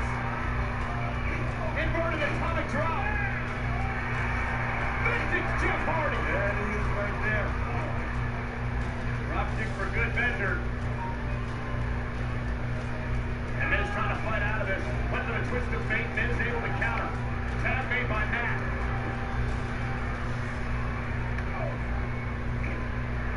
And a little poetry in motion. Side effect. Classic right there. Cover by Matt. Sheamus breaking it up. Jeff Hardy neutralizes Sheamus with a twist of fate. Whoa! Big uppercut by Cesaro. Dirty deeds by Ambrose. The lunatic Fringe flying.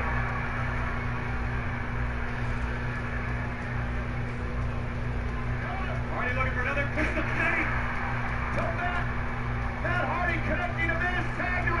Jeff. Guys, if this happens Sunday night, we will have a steel tag team champions.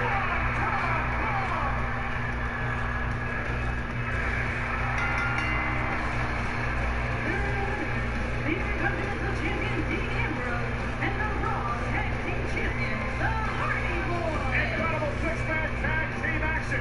They kick us off here tonight on Monday Night Raw as we roll to Extreme Rules on Sunday in Baltimore.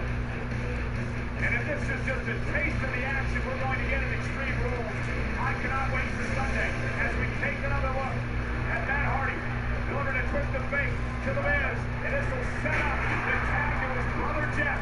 And book, this is a thing of beauty. Sunday night, guys. We're going to have it in steel. I'm talking about this down show. But roll low. But how low? That's the question. And it's the Hardy Boys against Sheamus and Cesaro at Extreme Rules inside a steel cage for the Raw Tag Team Championship. And Booker, I know you said it earlier, you really believe Sheamus and Cesaro are going to come out of the cage with the tag team titles? Say it's their time. I mean, they've been working for it for a long time. We talk about history on the other side. They're trying to make history right now. And on the other side of the coin, it's the Intercontinental Championship, Miz versus Dean Ambrose. If Ambrose is disqualified, he loses the championship. And Corey, you believe that Ambrose could get himself disqualified come Sunday.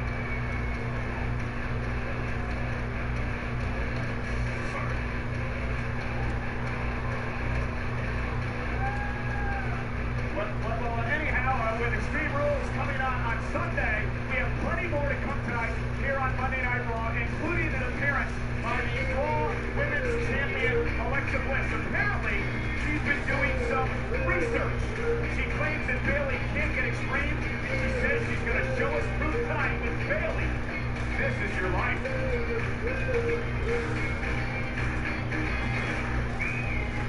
At KFC, we choose made spicy, crispy chicken sandwiches. Not because it is easy, but because it is hard. We choose not only to launch KFC's new Stinger sandwich in a $5 filler, but to take it to space. Will it be easy? No. Will it be hard? Yes, we've already covered that. But when we succeed, we will lick our fingers good!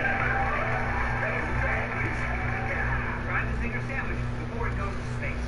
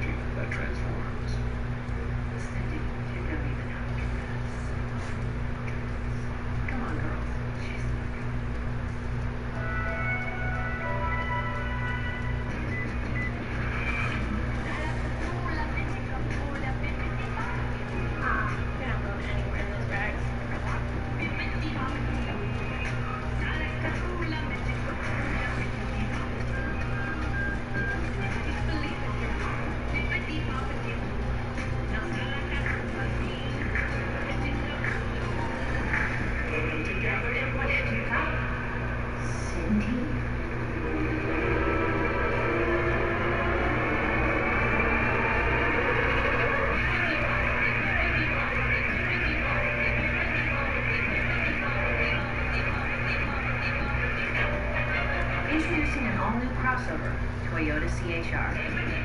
Toyota, let's go places. Hurry into Lowe's for huge summer savings across the entire store. Like up to 40% on select appliance special values. Plus save up to $40 on our best interior and exterior one-coat coverage paint primer of the year rebate. Get started with the season's best savings. Start with Lowe's.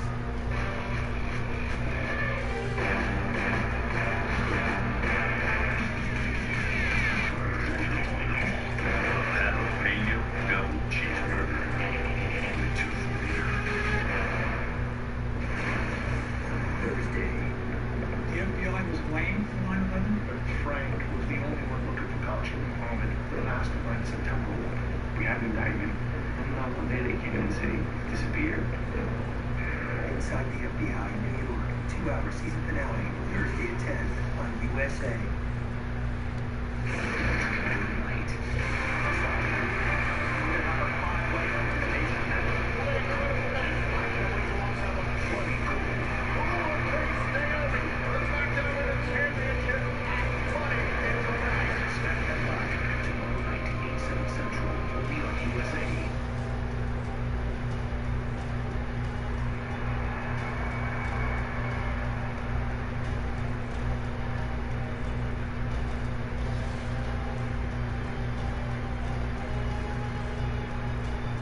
Disgrace and embarrassment to WWE.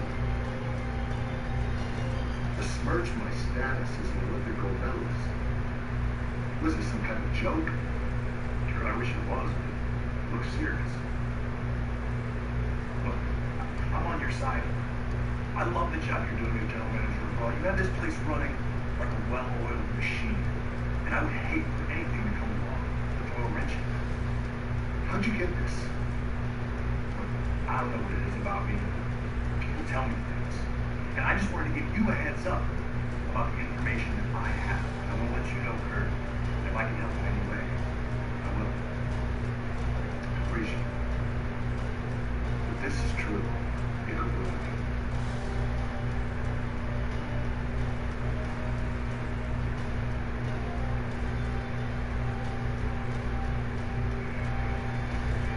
Ladies and gentlemen, Elias Sampson.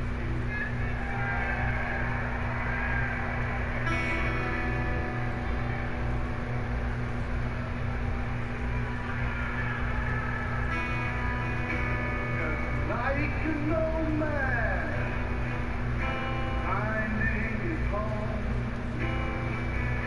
I've come to Raw for this to be known. If a lonely soul slips through the cracks, he'll fall in front of me, right on the track. That week I locked a lunatic away in endless favor. I must repay. Eye for an eye, and I've always got a plan. I said, what it means is what I am.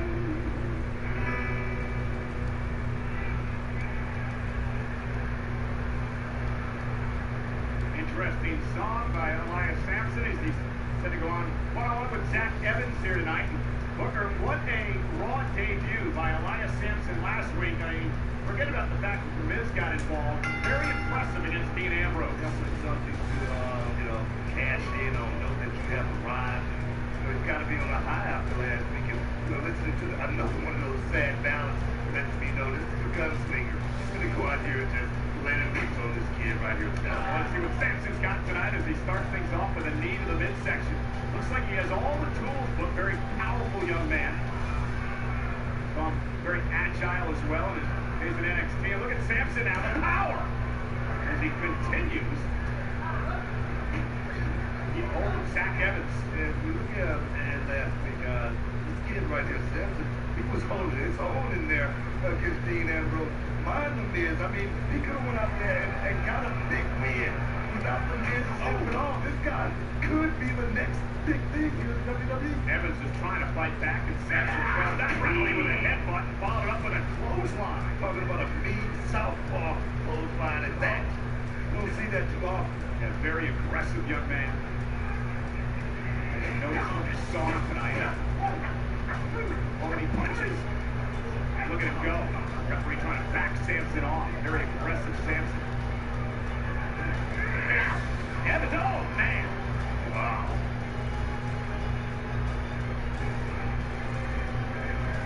Sampson in attack mode here tonight.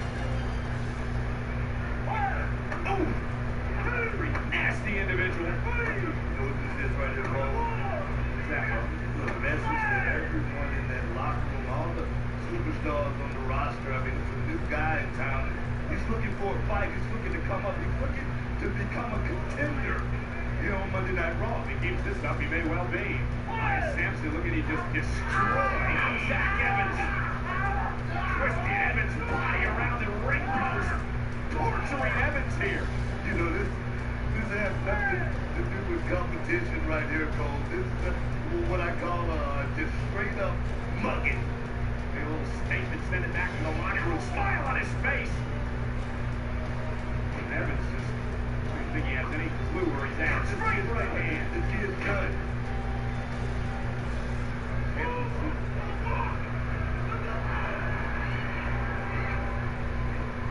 Seems to be enjoying this.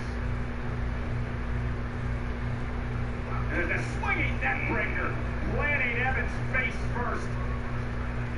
And just like that, Elias Sampson wrapped up real tight as that. Victorious. Here's your winner, Elias Sampson. Elias Sampson with another win here on Monday Night Raw. And Booker, simply put, this was a clinic. It was. It's a guy, Elias Sampson. Like I say, those sad ballads, you know, it makes no difference. He comes in with an attitude. He comes in with aggression. And tonight, this kid, I don't know what his name is, but Zach Evans. But he took a beat. He took a hard beat. This is a lesson for this kid. Make sure you prepare, because preparation, kid, that's the only luck you're going to have with Elias Sampson. And I think we're going to see that swinging neck breaker in many, many weeks to come, Booker, because Elias Sampson seems like he's the real deal. Very solitary, very aggressive young man who's off to a really good start on Monday Night Raw. He's here to make a point. I'm not playing around. I'm not trying to give me anybody. And again, Elias Sampson victorious here tonight in his second matchup on Monday Night Raw. The victory over this young man here. And Corey, what was that all about? Right. Nonetheless, plenty more to come here tonight on Monday Night Raw, including a huge main event. 3 of the 5 men in the fatal 5-way matchup coming your way on Sunday at Extreme Rules will battle in a triple threat match. Finn Balor, Bray Wyatt, and Samoa Joe meet in a big-time triple threat match live tonight on Monday Night Raw.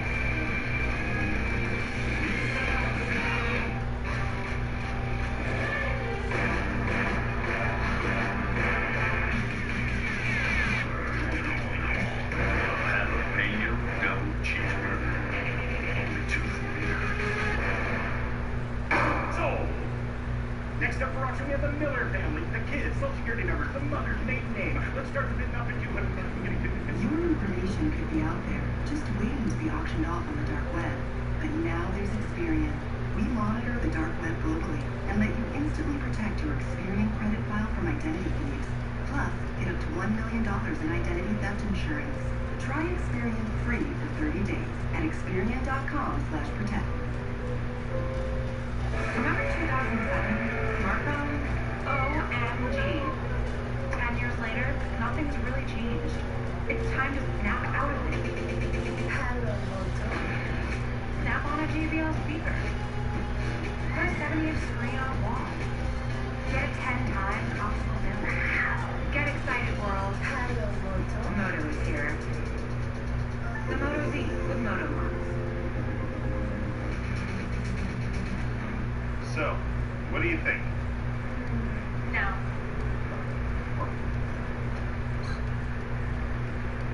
This is my favorite. No.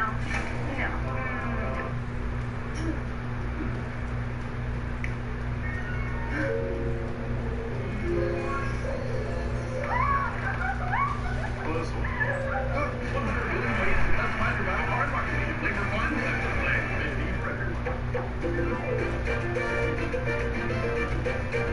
Subway $6 foot-long sub of the day. Big on taste, small on price. Dance on over. That's the hardest thing I've ever had in my entire life.